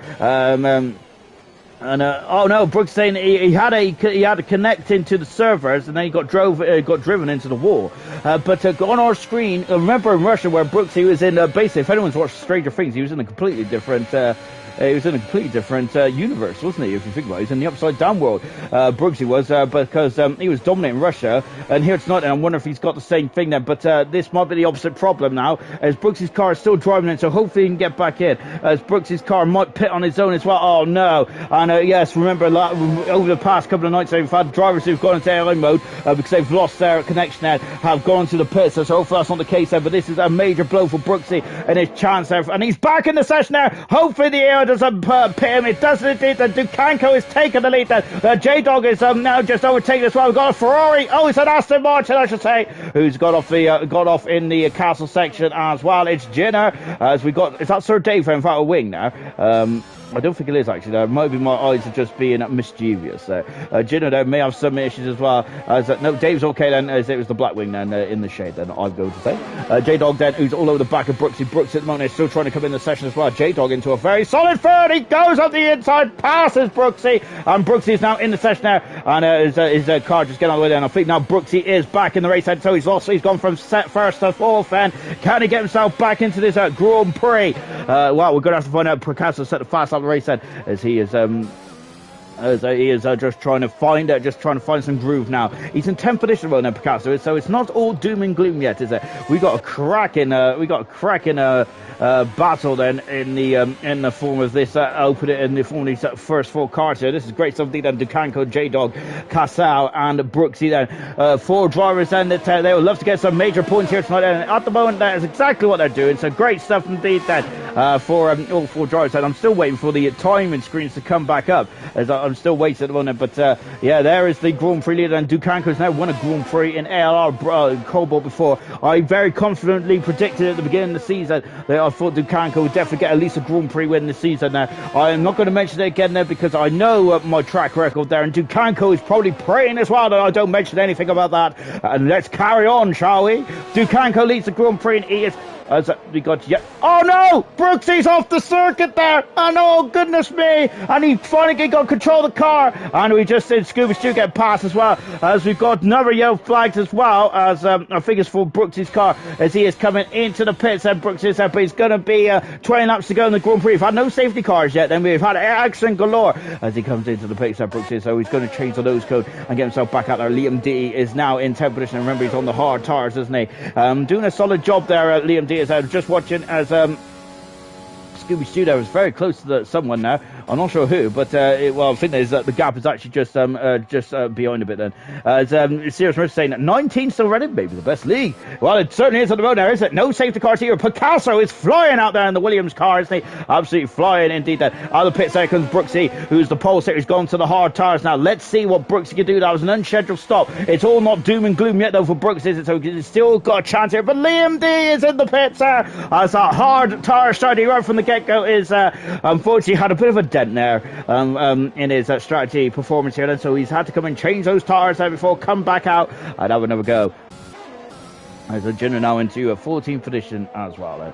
So they're sort of spread out now, aren't they? Of course, that is a very much a traditional street circuit kind of vibe, isn't it? As you're always on the power, one car length behind the car behind them, which is probably the most obvious thing I've said in all of the Monaco and Azerbaijan weekends here in ALR. But it's very much true, isn't it? That's why it's such a field spread in all the street circuits as well. ZGS now set the fast lap as well, down into 18th position. As the Mercedes drivers luckily have got going.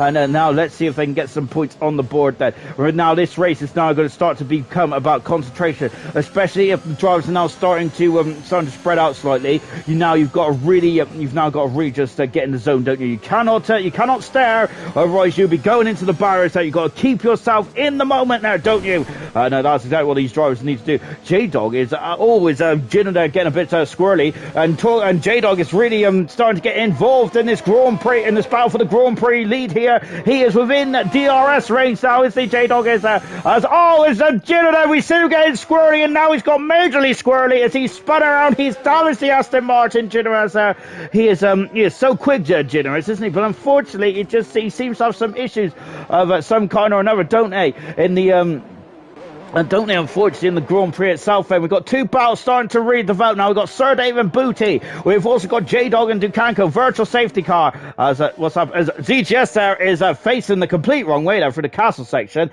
as he's doing his very good reverse in drive. That's a very good reverse in technique there from ZGS there, but unfortunately he's damaged the car, and he's going to have to make another trip to the pit lane, isn't he? Oh gosh, there, and ZGS there has just gone into the wall, and he's gone the power on cold tires. Remember, it's very shaded in that part of the circuit, and the tires would have just dropped out of temperature quite quickly, and that has caught him by surprise, and that's a safety car now. It's gone from a virtual to a full safety car, and unfortunately he is out of the Grand Prix.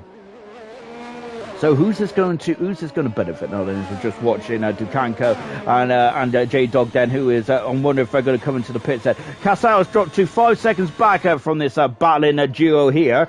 So we'll see how this one plays out then. Who's going to come in the pits? Buckass in the pits, Jinner in the pits as well. So that's worked out quite nicely for Jinner anyway, because he was in the barrier. They are coming into the pits then on lap 7. We've got 20 laps to go. Is it going to be hard tyres to the end of the Grand Prix? Well, we're going to find out then. As all the front runners have come to the pits head. Here comes Smithfield Mikey, 17 seconds back at the moment. There's a big old field spread between third and fourth.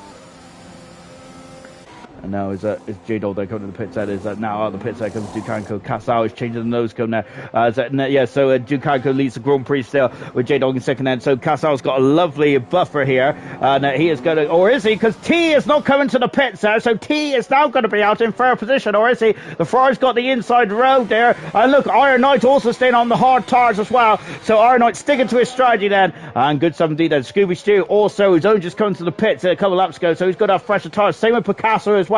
So they have elevated themselves up a few positions before the safety car came out.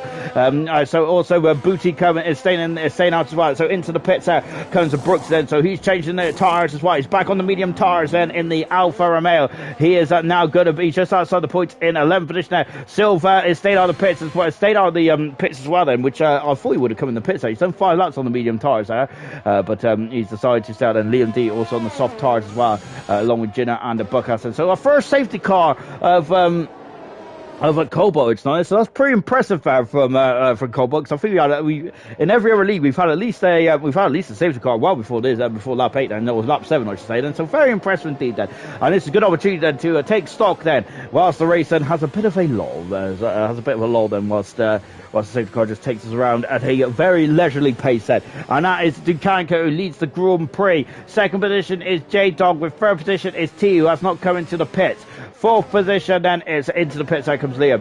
Fourth position is Iron Knight, who is still on the same tires that he started with. Same with T, I think. Casal in fifth position. He's gone hard tires now with Scooby Stew in sixth. He hasn't come in the pits. Nor is Picasso in seventh. Smithy has come in the pits in eighth position. Booty on 3 lap old hard tires in ninth position, with Sir Dave in 10th position. Brooksy in 11th position, and with Silva in 12th. 13th position is Kaz. 14th is Winnie, with Jinner in 15th. Buckass 16th. Liam D 7th, and Stars in 18th position. And that is the runner in order for Azerbaijan here in Cobalt, as we've seen Stars there who's near enough just exit the pit lane. All these drivers are just coming up to the pit entry there. So yeah, there's a lot of gap there for the Stars to catch up there. But I think the safety car will be out for at least one more lap then before we get back going. And this is the hardest safety car restart I would say in all of ALR, and Formula One then. And we've seen some very interesting safety car restarts last night. We had one that was very much right up to the finish line, wasn't it? I can't remember who did that one, but that was quite a crazy one, wasn't there? I wonder if anyone's going to do the same again here tonight,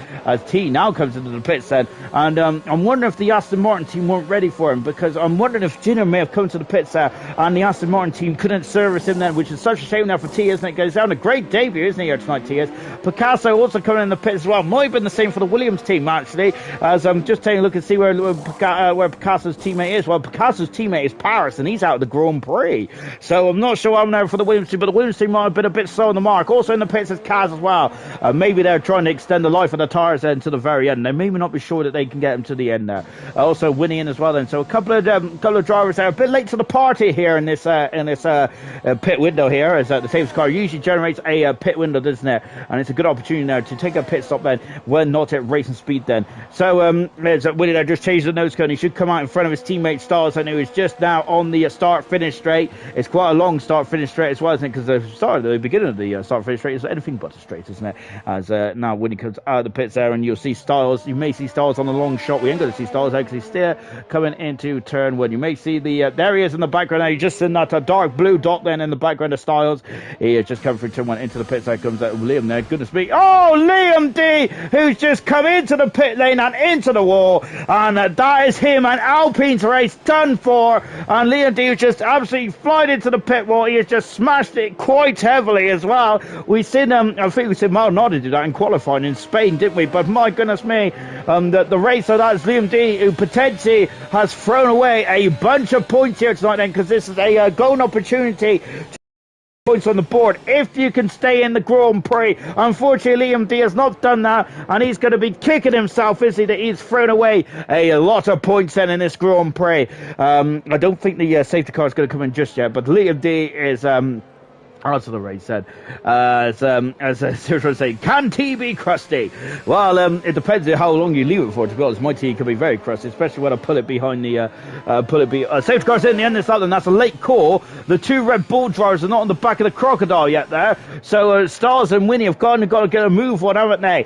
Now ZJS has left the session now. He's out of the Grand Prix already, unfortunately for ZJS, so we've lost 3 drivers, and Liam has said that he slightly misjudged that as he came into the into the pits. And look at this, as he is really bunching up the cars. Ducanco is out. Remember Ducanco, J-Dog, Iron Knight then. I don't think Iron Knight has won a Grand Prix either. Let me take a quick look at my list. I don't think he has. He hasn't. So look at this. So we've got a lot of drivers that are aiming for that first Grand Prix win then. I hope I'll get a better camera shot. I've got a better camera shot as well. As good as me then. There's a lot of darting around there in the background now. As here we go then. We're back racing as we come down into turn one as well. Look at that Ferrari. They've got McLaren there. Scream. Oh gosh there. Who's that? That's Picasso under the safety car. He crossed in Spain under the safety car, and that has gone very wrong indeed then. A 5-second penalty for Silva, but Picasso out of the Grand Prix. Oh goodness me, that man can't buy any luck, can he, in Cobalt? And he's out of the race there. And that is Picasso's I think that's Picasso's third DNF in 4 races, if I'm not very much mistaken. It is indeed. He's only scored in Bahrain. Yellow races, he's not been able to see the finish here. As a yellow flag in sector 1 then. As T is Crusty or T then, who is backing out of turn 3 there. So I think he's just skated on slightly there. As Cassau has got past. Or not, no safety car, believe it or not. There's that huge incident on the start finish straight then. As that is such a shame. And Picasso is not very happy at all about that then. As it looks very suspect, didn't it, on the stream? I didn't see what happened there, but to crash in a straight line is very difficult indeed. Is that you must need help on board with Brooksy at the moment, and as he is now really putting the hammer down on Scooby Stew. Both McLarens once again high in the points then, aren't they? But I'm not going to say anything more, because Scooby Stew and Smithy Almighty might have to come and hunt me down. Oh no! Oh no! Goodness me! And in the barrier at turn number 15 and Brooksy is out of the Grand Prix as I think that might, his car is still able to go then, but I think that Brooksy is not happy with that then. It's not happy with that at all. It's unfortunately even Scooby Stew and Buckhouse are merging there. Brooksy out of the Grand Prix, the pole sitter then out of the Azerbaijan Grand Prix, and that is it's very difficult to overtake down into turn 15. It's very narrow indeed there, but both drivers are coming off worse into the pits. There comes Jinner then. He's done 3 laps on the tyres then. Scooby Stew also in the pits as well. Him and Brooksy came to blows there. that's a bit, that's not very good at all, is it, from either driver. Smith, whilst the other McLaren there is that we got, it's a bit of wing on the circuit there, goodness me, having a couple of issues there. And Smithy then, who is now catching Iron Knight as well. Iron Knight's on 10 laps on these hard tyres. He's the only driver not to go into the pits at the moment. So doing a very strong job then, Iron Knight has said. So he is carrying on then with his strategy. Both Haas cars is going to be second and fourth then. So that's really good stuff indeed then for both Haas drivers, and very much keeping it out of the wall then. And keeping it also, trying to keep it out of harm's way as well. Styles there all over the back end of his Red Bull teammates Winnie at the moment now. So unfortunately for Picasso and Brooksy then in the last couple of laps or so, which is a huge blow there, because those two drivers there are very much those two drivers that will potentially be in championship contention. Unfortunately, they're having a bit of a run of very bad luck, aren't they? Which is such a shame. And Styles then having a bit of a difficult run there. Just watching Silva, who's on board and really putting the pressure on David Monet. Silva driving the Alpha Tauri car. Remember, Alpha Tauri leading the constructors there, but with one Alfa Romeo out of the Grand Prix of Brooks. The other one is leading still. So the damage, the damage about a couple laps, a couple laps ago, about 10, so about 5, 6, 7 laps ago. I think it would have been. Oh, Styles is off the circuit. J-Dog is set the fast line race, and Styles is going the wrong way. So he's trying to spin. He needs to be careful. Oh, that's why, as he's been disqualified, Styles has there for trying to get the car, and I think his car's beats there, didn't know. He's luckily able to get away with it. Sir Davis lost the position there to Silva. Silva's got past the Alpine car and moved himself up into 6th position then. So good stuff there from Silva. As Dave has gone out to his power. He's reversed it. Oh my gosh there. Luckily Ghostin's on there for Sir Dave as goodness gracious me, as he is just doing his best impression of a 3-point turn there, Sir Davis. He got on the power too early there, and he is in the wall, unfortunately. But luckily he's still in the race then, and that is going to be a golden opportunity then for and that is a good, and that's still a golden opportunity for the likes of Sir Dave to get some points on the board there. Smithfield Mighty there is about 3/10 of a second away from Iron Knight at the moment. Goodness me, off we went to the back of the Haas car then. Oh good gosh, here, as it is getting very close, and as we're coming to the castle section as well. Oh my word, I can almost reach out and touch the cars as they come through the castle. Oh, yellow flag as Ducanco is off the track. Then the Grand Prix leader is having some issues here. And the Alfa Romeo driver said, who was looking so strong after the opening couple laps, having 1-2, one's out of the race, one's down in third, one has lost the lead as well. Oh my gosh there. And oh my word there. This is absolute, the scenes here in Baku as this races could become absolute mega here. All of a sudden as we're coming to half two, so J-Dog leads the Grand Prix. Cassau in second, Ducanco is in third position. My.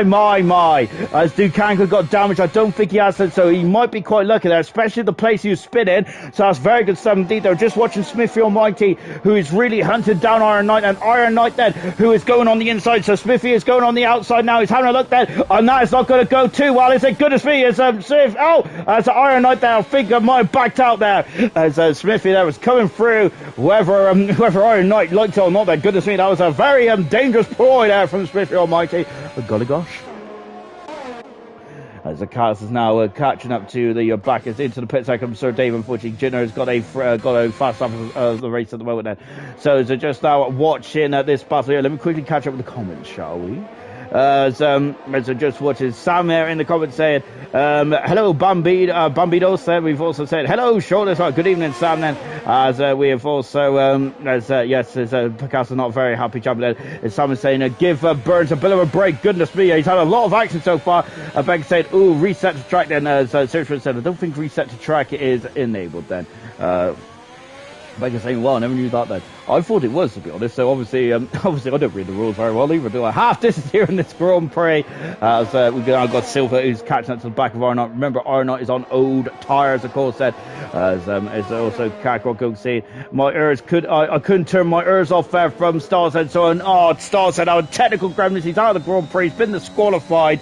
And that is such a shame then. And so remember, I forgot, I'm not sure if this was mentioned last night, but remember, Sirius Mushroom had issues where he couldn't turn his or his on some major technical problems there that is befallen the drivers over these first couple of events here, which is really not it's unusual in league races, isn't it? There where you normally have got bulletproof cars there, and it's sometimes you get involved in instances and things like that. Cass is now right behind at Booty Delight, and Booty Delight then is not fighting this one too hard there. He went very long in Monaco, didn't he? Booty did, and got a very solid 5th position there, and once again they're just driving very sensibly, which is good stuff to see, isn't it? And very strong stuff. And Silva, who is in 5th position, catching on. They were just watching Sir Davis going on to the medium tires. Jinner, who is recovering nicely, back in 10th position, and so Jinner, let's see how high up he can get then in this race. And I'm going to swap to this battle here then. I haven't said that there. I think I don't think that there's not many room for overtaking now. But Dave has a good opportunity for overtaking here. He has got he's got slippery cars we have seen in qualifying. Sir Dave has that, and Sir Dave he's going to swing from the left to the right hand side. So good stuff from Dave. So that would have been the way I would have gone there, because I was having all 4 images there of it's Dave. He's gone right off. Sir Dave has. He's also had the issue with the brake magic as well. Lovely donuts there from Sir Dave, but this is not the time or the place, my good man. As he resets back to track there. Good stuff indeed there. Back with Silver. Unfortunately, Sir Dave has lost an abundance amount of time now. He's lost at least 10 seconds, maybe more, in that mistake. He's gone straight into the back of Iron Knight. Silver has, and he's misjudged his braking point, and I think that Iron Knight has definitely got damage there, as Iron Knight is limping, isn't he? So, oh goodness me, I don't think there's any malice involved in that whatsoever. It's a mistake there from Silva. What a shame there, but that is really going to harm Iron Knight's strategy here, isn't it? He's done 14 laps on these hard tyres, and he's going out. I think he's going to have to come into the pits, isn't he, if there's damage on the car. And I'm wondering then if he was probably trying to go to the soft tyres, so he's going to go to the hard tyres. But both no, Iron Knight is staying out there. It's actually Silva coming into the pits, so Silva in the pits there, and that is such a shame. He just misjudged his braking point now, Silva. It's happened to a lot of F1 drivers, past and present in ALR and in the official world of Formula 1 as well. Dukanko there, who's a bit behind Cas Almona. The leader is still J-Dog. But remember, J-Dog, and it's a new experience for J-Dog, isn't it? So, how is he gonna muster up this experience then for J-Dog then? He doesn't lead races often, does he, J-Dog? Doesn't. But here today, it's not been about luck at all. As J-Dog has had the pace around here all event tonight, all event indeed. And he is really doing some impressive driving, isn't he, J-Dog? Is absolutely hats off to him. Really mega stuff indeed there. But now how's he going to feel with the pressure starting to really mount then, as Jinner is now up into a solid 8th position. He's flying through the field now. Oh, it's a winner there. Clouting the outside of the barrier. So goodness gracious me then. So saying that J-Dog though is happy at the moment with Casa on the hard tyres. Virtual safety car is out there. As I wonder if there's a bit of debris which is just trying to be cleared up by the marshals. And we've had a lot of incidents out there, haven't we, in this Grand Prix so far. We're on lap 15 out of 26 then. It's early day, stars, and all rubbish tracks are gone then, so chin up, my good sir. Yes, indeed. I think that this is the first 4 events here in ALR have been absolutely brutal. We've had Monaco, we've had Azerbaijan, we have also had Spain as well, and Spain is a very brutal track, isn't it? If you have a poor setup around Spain, and this game is all about a good setup, so they tell me anyway. I can't really tell, because I must say that I struggle on every F1 game. But if you don't, and setup, Spain's all about setup, so if you have a poor setup, which I doubt anyone had the perfect setups for Spain then, so it was probably a tough day for all the AR drivers in Spain. And it probably has been in Monaco and here in Azerbaijan as well. Drive-through penalty for speed on the virtual safety car for Buckas, unfortunately. Arnott in the pits then, so Arnott coming in the pits then when the virtual safety car was out. As Mechanic's going to work, and it's on to change that nose cone now, which is such a shame for our night, because he was on a very coolly calculated Grand Prix up to that point, wasn't he? Unfortunately, Stars went into the back of him, which really cost him now. But Iron Knight there is on the medium tyres now as they come out now, winning, also going onto soft tyres. He's got 10 laps to go on those soft tyres there. I wonder if he's going to be able to get to the end. Now, Booty is really showing some pace all of a sudden on these hard tyres, isn't he? He's really got him back in the window there. Good something there is, that Haas again from Serious Mushroom, as he is seriously not liking that Haas car. But I think he'd be liking them at the moment, actually, albeit if the Haas car is maybe a bit more naked there, maybe didn't have any stickers on there, he might like them a bit more. But he might like the fact that J-Dog is leading the Grand Prix, and Iron Knight then, albeit who has had to have come to the pits earlier than he wanted to, I presume, is in 8th finish now. So it's a double points finish at the moment for the Haas team. Is Booty there shaking that thing from left to right there, isn't he? But that's not the. It looks spectacular, but unfortunately it doesn't look spectacular on the old timing screen, does it? Dukanko is at the moment now dropped back off Casa at the moment. J-Dog has now got his advantage up to 3 seconds here in this race, and he is looking very strong indeed then, as we got a yellow flag as one of the Red Bulls is Winnie, who's having some issues then, he has just got off the circuit, and I hope he hasn't damaged the car. Winnie has it. He hasn't got no helmet there, but I think that's the least of his words at the moment now. Has he got damage to that front wing? It looks damage to me, I think, from that high camera shot. And let's take a look then. We've got another camera shot. It's a shame we can't pivot the camera slightly to the left hand side so I can actually see what's occurring on the other side. It's yellow flag in 2 then. There's some major problems down to that part of the circuit. Is it the cold track, do you think, then? Is it the cold temperatures then that are really hurting these tires, and they're just not biting into the circuit, are they? And they're really spinning at that turn. Oh! And he's into the wall, and he's out of the Grand Prix. Buckhouse there, who I think he just made a mistake there. I wonder if he didn't know about the safety car. And I've got to say, that car's got some hydraulics on it. My goodness me. A nice lowrider there. But anyway, Buckhouse there is out of the Grand Prix, and it's a safety car then. So who is going to be happy about the safety car? Junior coming out of the pit stop. Dukanko. Oh no, and he's got a penalty. Him and Casal have crashed into each other, and they have both got 5-second penalties there for their efforts here tonight. Oh my goodness me. And that is not good at all, and they've both lost a lot of time as well to the race leader J-Dog as well. Is J-Dog going to come in the pits? I think he'll be coming into the pits there. I wonder what tires are going to go on. Is he going to go on to the mediums or the soft tires? Sir Dave into the pits as well. It's a good opportunity for Sir Dave, but he's going on the hard tires. Sir Dave is there. Maybe he ran out of medium or soft tires, and perhaps Buckhouse is out of the Grand Prix, unfortunately. Krusty RT, who is currently down in 13th position at the moment now, so this is the opportunity as well. Go in the pits there, and if I was Krusty RT, I wouldn't come into the pits yet. I would rather unlap myself and then come into the pits next time around. But he's coming into the pits anyway, nonetheless, there.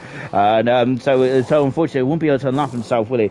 Into the pits there comes J-Dog. He's onto the soft tires as well. And Casal, who's serving that 5-second penalty, and unfortunately, because that's a double whammy, because he can't get it removed either. We didn't see the incident now, so we're not sure what to make of it. Then there's look at this, as the Alfa Romeo team are releasing them now. And look at this, and Kaz has not come into the pits there, and this is going to get very interesting indeed then. So Kaz there has stayed out there. I'm wondering then if Kaz might there be a rear gunner then for Casal as much as possible, perhaps. But we'll find out. Booty also in the pits. Well, I think that's a nose change there for the AlphaTauri driver. Iron Knight then, who's now in 6th position there, decided not to come to the pits there. Booty Delight there now on soft tires there. Silver in 8th position there in the 2nd AlphaTauri. Then we've got Jinner in 9th position, Scooby Stew in 10th position, Sir Dave on the hard tires. The only driver on hard tires, Sir Dave is said. And those are the 13 runners and riders in this Grand Prix. Seriously, saying if anyone puts the "I am stupid" gif in the chat, all right then. I don't think I've seen an "I am stupid" gif in the chat all event really. I was expecting it after Pease's incident, or 2 incidents there in gold there, unfortunately, which possibly cost him his 5th Grand Prix win in gold. Then maybe. But of course, German did win his 6th Grand Prix though, didn't he? German did, and he's taken the lead in the World Championship for ALR. So good stuff. Pete, that was a good drive from Pease, wasn't it, on Sunday there? And I think that is the start of a campaign now, and with the likes of Canada, France, Austria, and Great Britain coming up then. So there's some really nice tracks in there, isn't there? Some really racer tracks as well, isn't there? One for a better word. Then we've had the street circuits, haven't we? We've had also the car circuits as well in terms of Barcelona. Now it's time for the race tracks, isn't it? The likes of Canada, where you have to tame those curbs, don't you? It's a very much a penalty central. It's a penalty central circuit, isn't there? So you cannot be too greedy on the curbs, can you? So in Canada, and also you've got to make sure you don't spin on those curbs as well before you go to France, which I must say I don't like watching France, and but I look on France on this game. I think it's quite rewarding track to drive. To be honest, Francis. I've changed my opinion, but after that incredible race of a couple of races ago in the official world of Formula One. But yeah, France is a good race. Is definitely a good race in ALR, and it's been a good race in every race I've commentated on in ALR as well. So yeah, good stuff. And of course, then we go to Austria, which is usually a fan favourite, isn't it? Especially with the weather around there. Before we go to Silverstone, of course, the home of British motorsport. So that is the next couple of races then coming up. Then that's the next 4 or 5 races then before we go to Hungary in round 9, and then Belgium will mark the halfway stage then. Of course, we're far away from that, aren't we? That is 6 races in 6 races time. Then we are not going to be we're not concerned about Belgium yet, are we? These drivers are only concerned about Azerbaijan at the moment. Serge Russian thinks that Krusty has left, unfortunately, which is a shame really for Krusty there. As this safety car, if he didn't pit under that safety car originally, and then lapped himself, and then he would have pitted on at this lap, then he would have been right back into the thick of things. But that's such a shame then. Serge Russian was saying then he's also giving him some advice there for his colleague, which is J-Dog, of course, both part of the Haas team for the joint constructors, remember, which will be released later on tonight. Excuse me. Oh my gosh. I had a frog in my throat. So for the joint constructors later on tonight, then, and of course, the Haas team will be very happy with this. But Serge Russian saying then that the big dog just needs to breathe and keep it clean, then, doesn't he? He's got fresh boots, hasn't he? He's got the fresh soft tyres, hasn't he? Kaz behind him is on very old medium compound tyres. He's also got a car of crustier tea behind him as well. So he's got 2 cars in between him and Kassel. And remember, Kassel and Dukanko will also be fighting away. So remember, it's not done and dusted yet, is it? So this one's going to be a cracker, say Lisa. We're just waiting for Winnie to catch up then. 12 cars remain, and we don't think Crusher T is in the Grand Prix anymore. However, he's a lap down, and nevertheless then. So unless he gets another safety car, everyone comes back in the pits, and we can see that Crusher T is David LR is unfortunately not going to get any points as Winnie has just catched up as well then. So Winnie in 12th position, Sir David in 11th position. Now everyone else from here on in has got points. Scooby Stew in 10th position, Jinner in 9th, Silver in 8th, and Booted Delight in 7th, Iron Knight in 6th position. 5th position is Smithy, Dukanko in 4th, 3rd is Kassel, 2nd is Kaz, and J-Dog leads the Grand Prix then. In terms of this field then, I'm just having a quick scout up and down then, and no one in this field has ever won an ALR Grand Prix. So we are guaranteed a new Grand Prix winner tonight, as the green lights are on the safety car for some reason. But we are guaranteed a new Grand Prix winner in Alr Cobalt tonight. But who is going to grab the bull by the horns then? Can Winnie grab his Red Bull ball by the horns then? What about J-Dog? Can he tame the Haas there and get the Grand Prix win then? We got the Prancing Horses next then of Kassel and Kaz.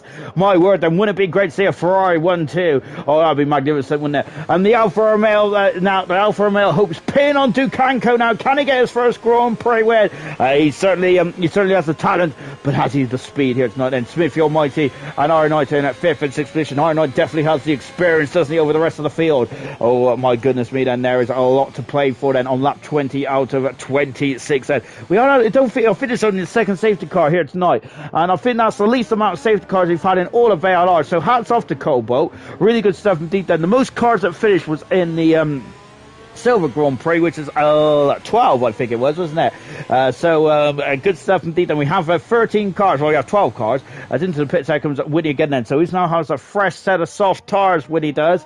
And then he's going to be all nice and hot then as he catches to the back of the field then. So Winnie is going to be a driver to keep keep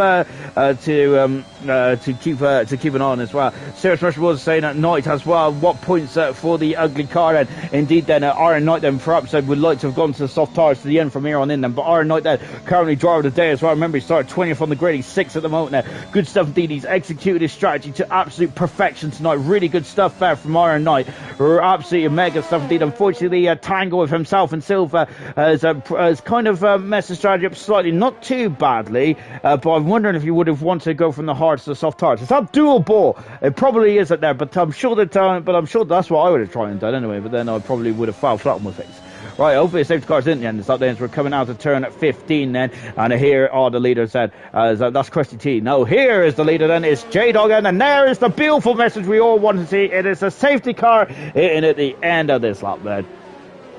Says Virgil saying, yeah, but Burnt is always tired on Wednesdays. He is indeed that. Oh, he was retired in Monaco, wasn't he? Because he wasn't anywhere to be seen then.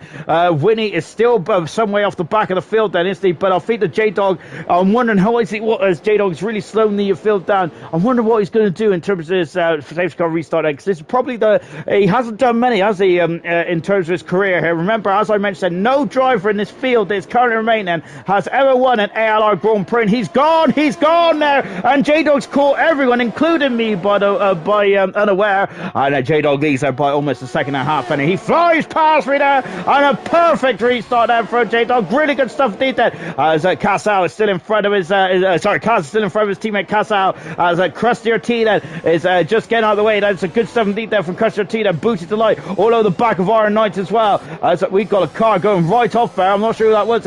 We've got Dukanko is dropped down the order then, because look, Casal's got past Kaz. Kaz there is the assistant duck here. I think he might be there, because Smithfield Mighty's also going for his first podium perhaps here. And going, oh no, he's made contact with the Ferraris. He damaged the car. Sid Debris come off the McLaren. And that is not good at all, is it? And that is what Casal needed. I think Casal needed Kaz and just to now kind of, oh no! And they've gone together, Smithfield Mighty and Kaz have come to blows, and Kaz is, Smithfield Mighty's limping.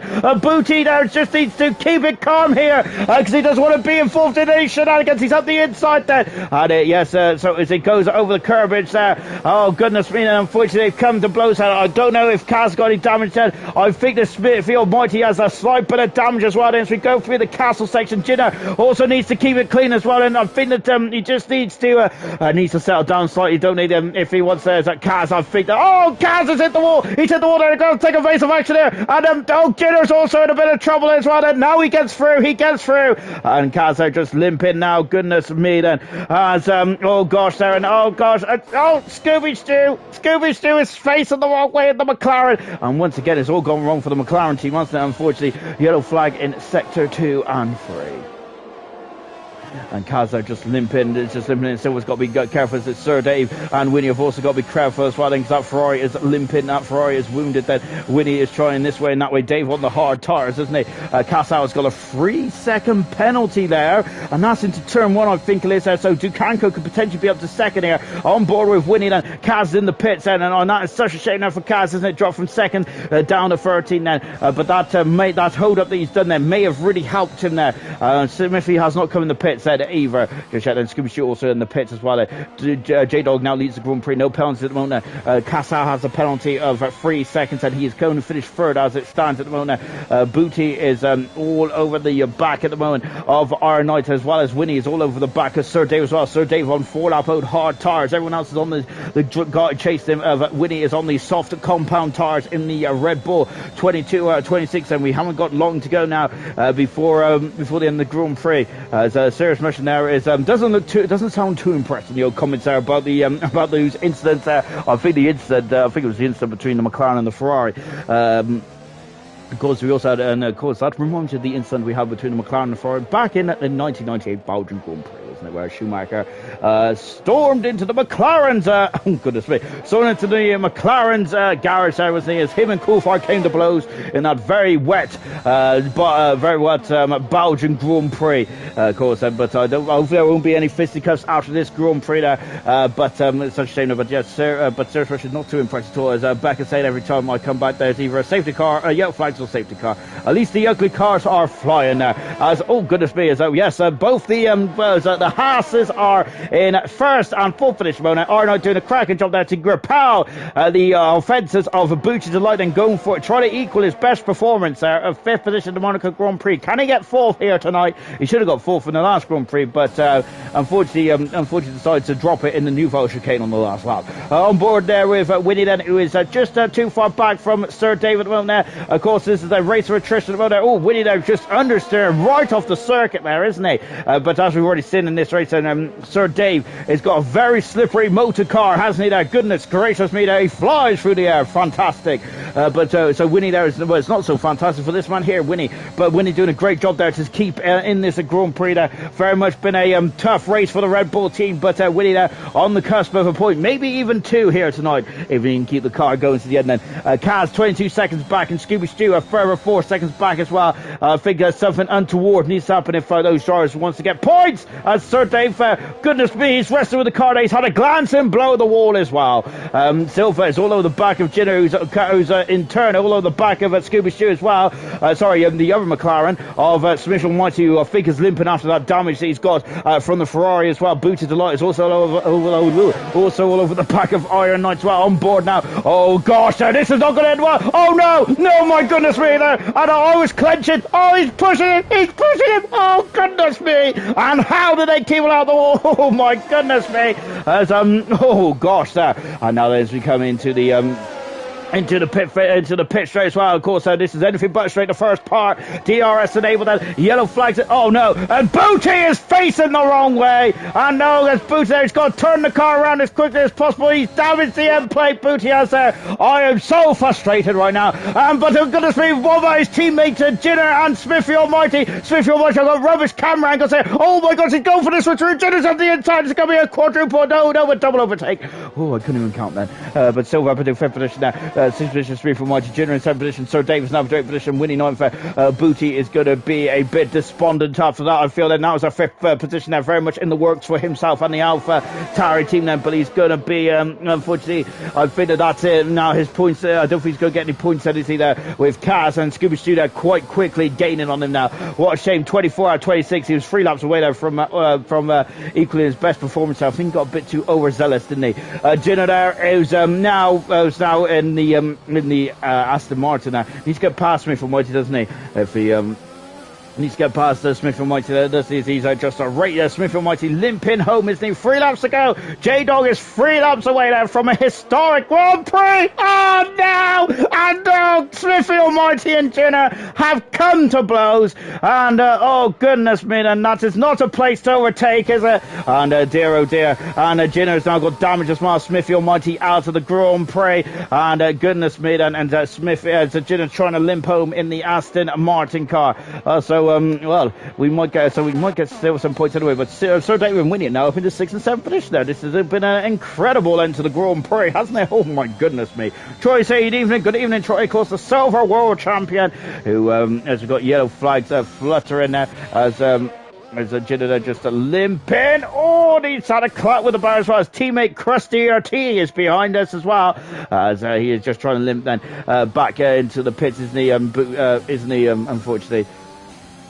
For Jinner there. Jinner is so quick, isn't he? But unfortunately, it just comes undone in the race itself, doesn't it? There, he's had a front row start before, hasn't he? Last season, the Russian Grand Prix, but unfortunately, it just doesn't go well in the race, does it? Unfortunately for Jinner, I think that Jinner possibly would have had a Smithy Almighty. Smithy Almighty was limping, wasn't he? Limping home into the pits. Here comes at Jinner as well. And all good 3 or 4, and he's got a 5-second penalty. I think there's a lot of frustration under the helmet of the Aston Martin driver tonight, and he is just now thrown on a new set of soft tires. Remember, you do get fast laps. It doesn't matter where you finish, you do get fastest lap then in the you do get fast lap wherever you finish in the Grand Prix there. So there's no harm in keeping going. On board with J-Dog then, the Grand Prix leader, 2.3 seconds in front of Cassau. It's come down slightly, but J-Dog, Sir Dave's got a 3-second penalty there.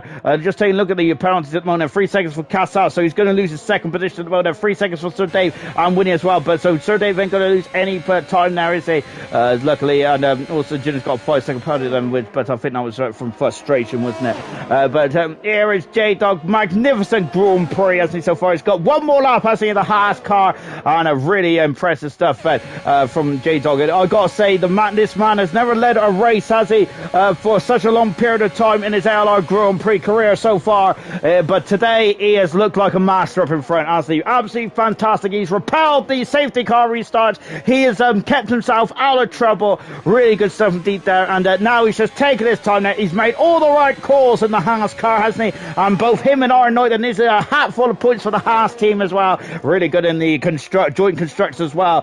Pretty amazing stuff there for J-Dog. And he, of course, he has got a couple of corners away from home. Dukanko will currently get second and money in the Alfa Romeo team. I think he'll be very happy with that. I'm wondering now if he did not make that mistake earlier on the race, then he could possibly have thrown away a Grand Prix victory, unfortunately, which he might be thinking that moment back, mightn't he, a little later on this evening. But still, it's a good podium finish for Dukanko, isn't it, there in a third position, which will elevate him to second. And as long as he stays within the 3 second mark, then he's 3/10 of a second away at the moment. Dukanko is there. It's 2/10 of a second away. Then Casal is really putting on some qualifying laps. This might be close, actually. Casal is really pushing home. Then this will be a very good performance from the front, too. Impressive stuff indeed there. Casal trying as hard as he can, and he's in qualifying mode, the Ferrari driver, isn't he? He wants to keep that second position. This is his best result of his career for ALR. Absolutely brilliant stuff indeed there. Hats off to the drivers finishing tonight. It's been a really tough and a long Grand Prix, hasn't it? But here is J-Dog then. As I just mentioned there earlier on, then he has been absolutely fantastic in this one. Really good stuff indeed then. And he comes up to the line, and I think that Castle's trying to take a bit of a slipstream. But J-Dog wins his first Grand Prix in ALR. He is the winner of the Azerbaijan Grand Prix, and he looked like a master out in front tonight, didn't he? Really well done, sir. J-Dog, absolutely fantastic stuff there. He looked like a king in the lead there.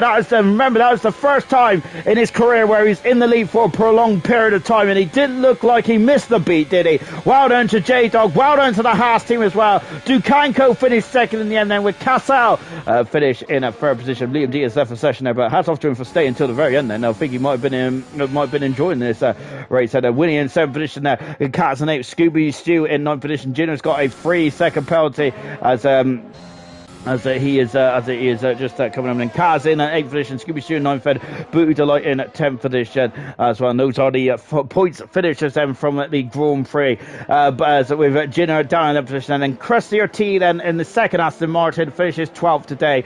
But today is the day of the Haas team, and it's the day, and every dog has his day, doesn't it? And today is J-Dog's day. He is the Grand Prix winner here in Baku. Magnificent stuff there from the Haas team. Iron Knight draw today then. It's almost the perfect day for the Haas team, isn't it? I'm not going to disagree with Iron Knight there from 20th on the grid there. His strategy was absolute perfection, wasn't it? Really good stuff indeed there for Iron Knight. Execute a superb Grand Prix.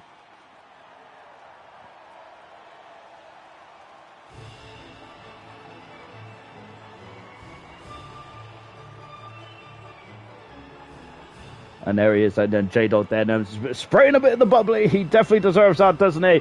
Really good stuff indeed there for J-Dog there. Dukanko in a solid second position, and third position was Casal then. And there is, I think that's Casal's best performance of his ALR career thus far. So really good stuff indeed there. Let's take a final look at the classification then from the Azerbaijan, the 4th and final Grand Prix in ALR this week. And we've had some cracking Grand Prix. I think that was the least amount of safety cars in ALR as well. Good stuff indeed then. J-Dog, what a performance there. He looked at home, didn't he? For leading the Grand Prix, he looked like a seasoned veteran there. He won his first Grand Prix of ALR. You couldn't tell it, could you? Dukanko in second position today. Did he throw away that victory there? He might be feeling that later on this evening then, but still a strong second performance, second place there. Casal finished third in the end. I think that's his best performance of his career in ALR. He finished his third today in his second outing as a full-time Ferrari driver. Iron Knight draw today in 14th position, 4th position. Silver 5th, Sir Dave 6th, Winnie 7th, Kaz 8th, 9th, Scooby Stew, Booty in 10th position, Jinner in 11th position, Crester T 12th, retirements, Smith Almighty, Buckass, Stars, Brooksy, Picasso, Liam D, ZGS, and Paris, unfortunately all retired then from this Azerbaijan Grand Prix. And I think I've been joined in the where are we? I think we're in the commentary box, haven't we? I've been joined in the commentary box by J-Dog, and he is a Grand Prix winner. How does that sound?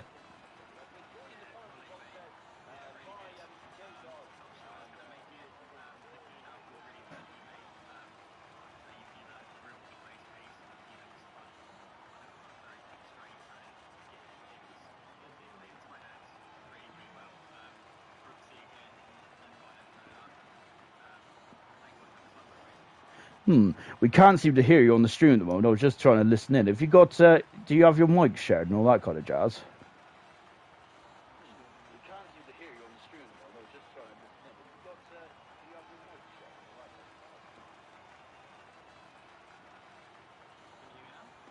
Hang on, let me have a listen then. Can we hear him? No, we can't hear you still.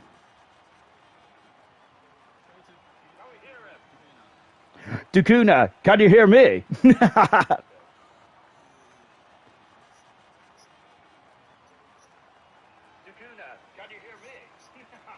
I think so, yeah. I did enable. I thought I enabled all the voice stuff.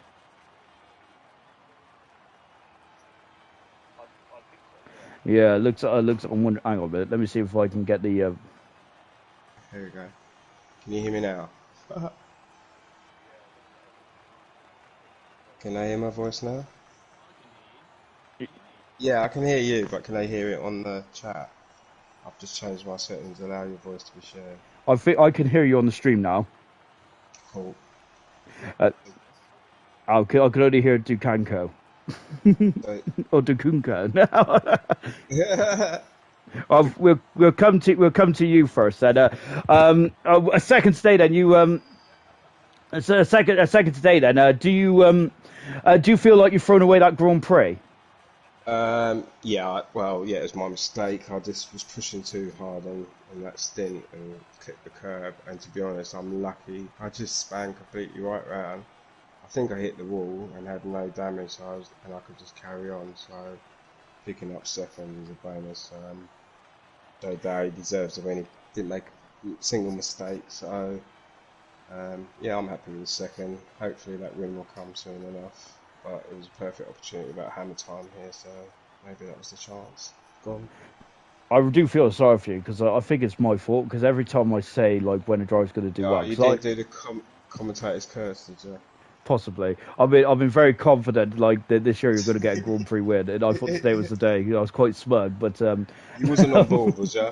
Oh no, I wasn't. I was looking at someone else. Right. But... so it weren't fully your fault then. Not complete commentator's curse. But yes, as you said, that win will come though. The win will come, but. Yeah, it's going on from here tonight, going into Canada the next couple of races. Then, how are you feeling then for the season? Because I feel that you've had a couple of up and downs so far this season, but it seems like you're improving every time. You've now got an opponent for the first time. Surely the win is coming up in Canada. I'll be pushing for the win, definitely. Yeah, I've had a slow start, but I've been picking up points in every race, and I think that in this league that's quite good if you keep picking up points. There's some great drivers in here, so looking for that promotion so I can be consistent, pick up points all season, and see where that takes me really. Brilliant stuff, well done. Absolutely fantastic drive today. Apart from that one mistake, it could have been the victory, but very unlucky. Well, let's come back to J-Dog, because I really want to speak to J-Dog, and I want everyone to hear your thoughts of your first Grand Prix win. Give us a hell yeah, J-Dog. Hell yeah. Sorry, I'm not into that one. Yeah, no, it's a really good race. Like I was saying before, Dakuna, I feel really bad for you, mate. You raced a really good race. You're quick in qualifying. One little mistake, but I mean, if it weren't for that, you were showing some real good pace. So, again, I was saying, like Brooksy, he doesn't seem to have any luck. I don't know what it is with his PlayStation or whatever it is, but the guy's the quickest guy in the league. Him and Hammer Time. But he just can't seem to have any luck. I was talking about it on the stream of just how composed you look. Do you look like an expert out there just leading the Grand Prix from the front then? How difficult is it from in the car to just manage yourself? Again, it was just one of them races where it was very fortunate. I mean, I think Castle behind me, he picked up a 3-second penalty, so it wasn't like someone's right on my tail applying pressure. It was kind of handed to me in some respect. I just had to plod along. You say that, but I think you're being a bit modest here, because I think that albeit... I should take credit for that win. You guys well. Yeah. Cheers, guys. I mean, it's well deserved, mate. So don't take it away from yourself. Oh, definitely. Cheers, mate. Those two safety car restarts as well. Let's talk about one of those safety car restarts. That last one there. How was you feeling the pressure? Did you know exactly what to do? Did you know that you was going to come in the pits and put soft tires on, or was you thinking, no, should I stay out? How difficult is it to judge? Well, I mean, I was on some relatively old mediums, and again, Castle behind me was on some, again, relatively old hard. So it was kind of, I had to pit at some point. I weren't going to make it to the end. So the decision was kind of made at that point. The safety car helped. Yeah, I think did you both have a 5-second penalty, which brought you back out behind me? But yeah, it was a good time to have a safety car. Yeah, I don't know where those 5 seconds come from for me. And, I think that didn't you and Kassar have a bit of a bump or something? I think, well, I think someone was ghosted in the castle section, and I think braked, thinking he was going to hit him. I don't know if he made contact then, but that's the only time I can think of. That's pretty good. Nice. Unfortunately, I think it was the lap car of Crusty T. Absolutely brilliant right stuff. across the track. That's so annoying. And just one more thing, then, J-Dog. Then this is, as we've mentioned, your first Grand Prix win. Is it your first Grand Prix win of many? What's your targets and aspirations after this Grand Prix? Is this an assault for a title or a promotion place for bronze? No, I think it's a false position. I feel like it was a good race to capitalise, and yes, it's a good time to win. But I mean, let's look at the pace of the people in this league. They'll compete with bronze. So fourth, fifth, sixth would be where I'm trying to aim on a race by race basis. Brilliant stuff. Well done, guys. Fantastic. And that is it from Azerbaijan for this week. We've had 4 absolutely stellar, stunning, beautiful races, haven't we? We've had safety car galore. And the headline is that burned his back. I don't know where he went to Monaco, but he's returned with vengeance, hasn't he? Next week, we are going to be in Canada. One of my favourite races. I'm looking forward to that one. Wall of Champions. Here we come. See you next week in Montreal. Cheers, guys. Cheers.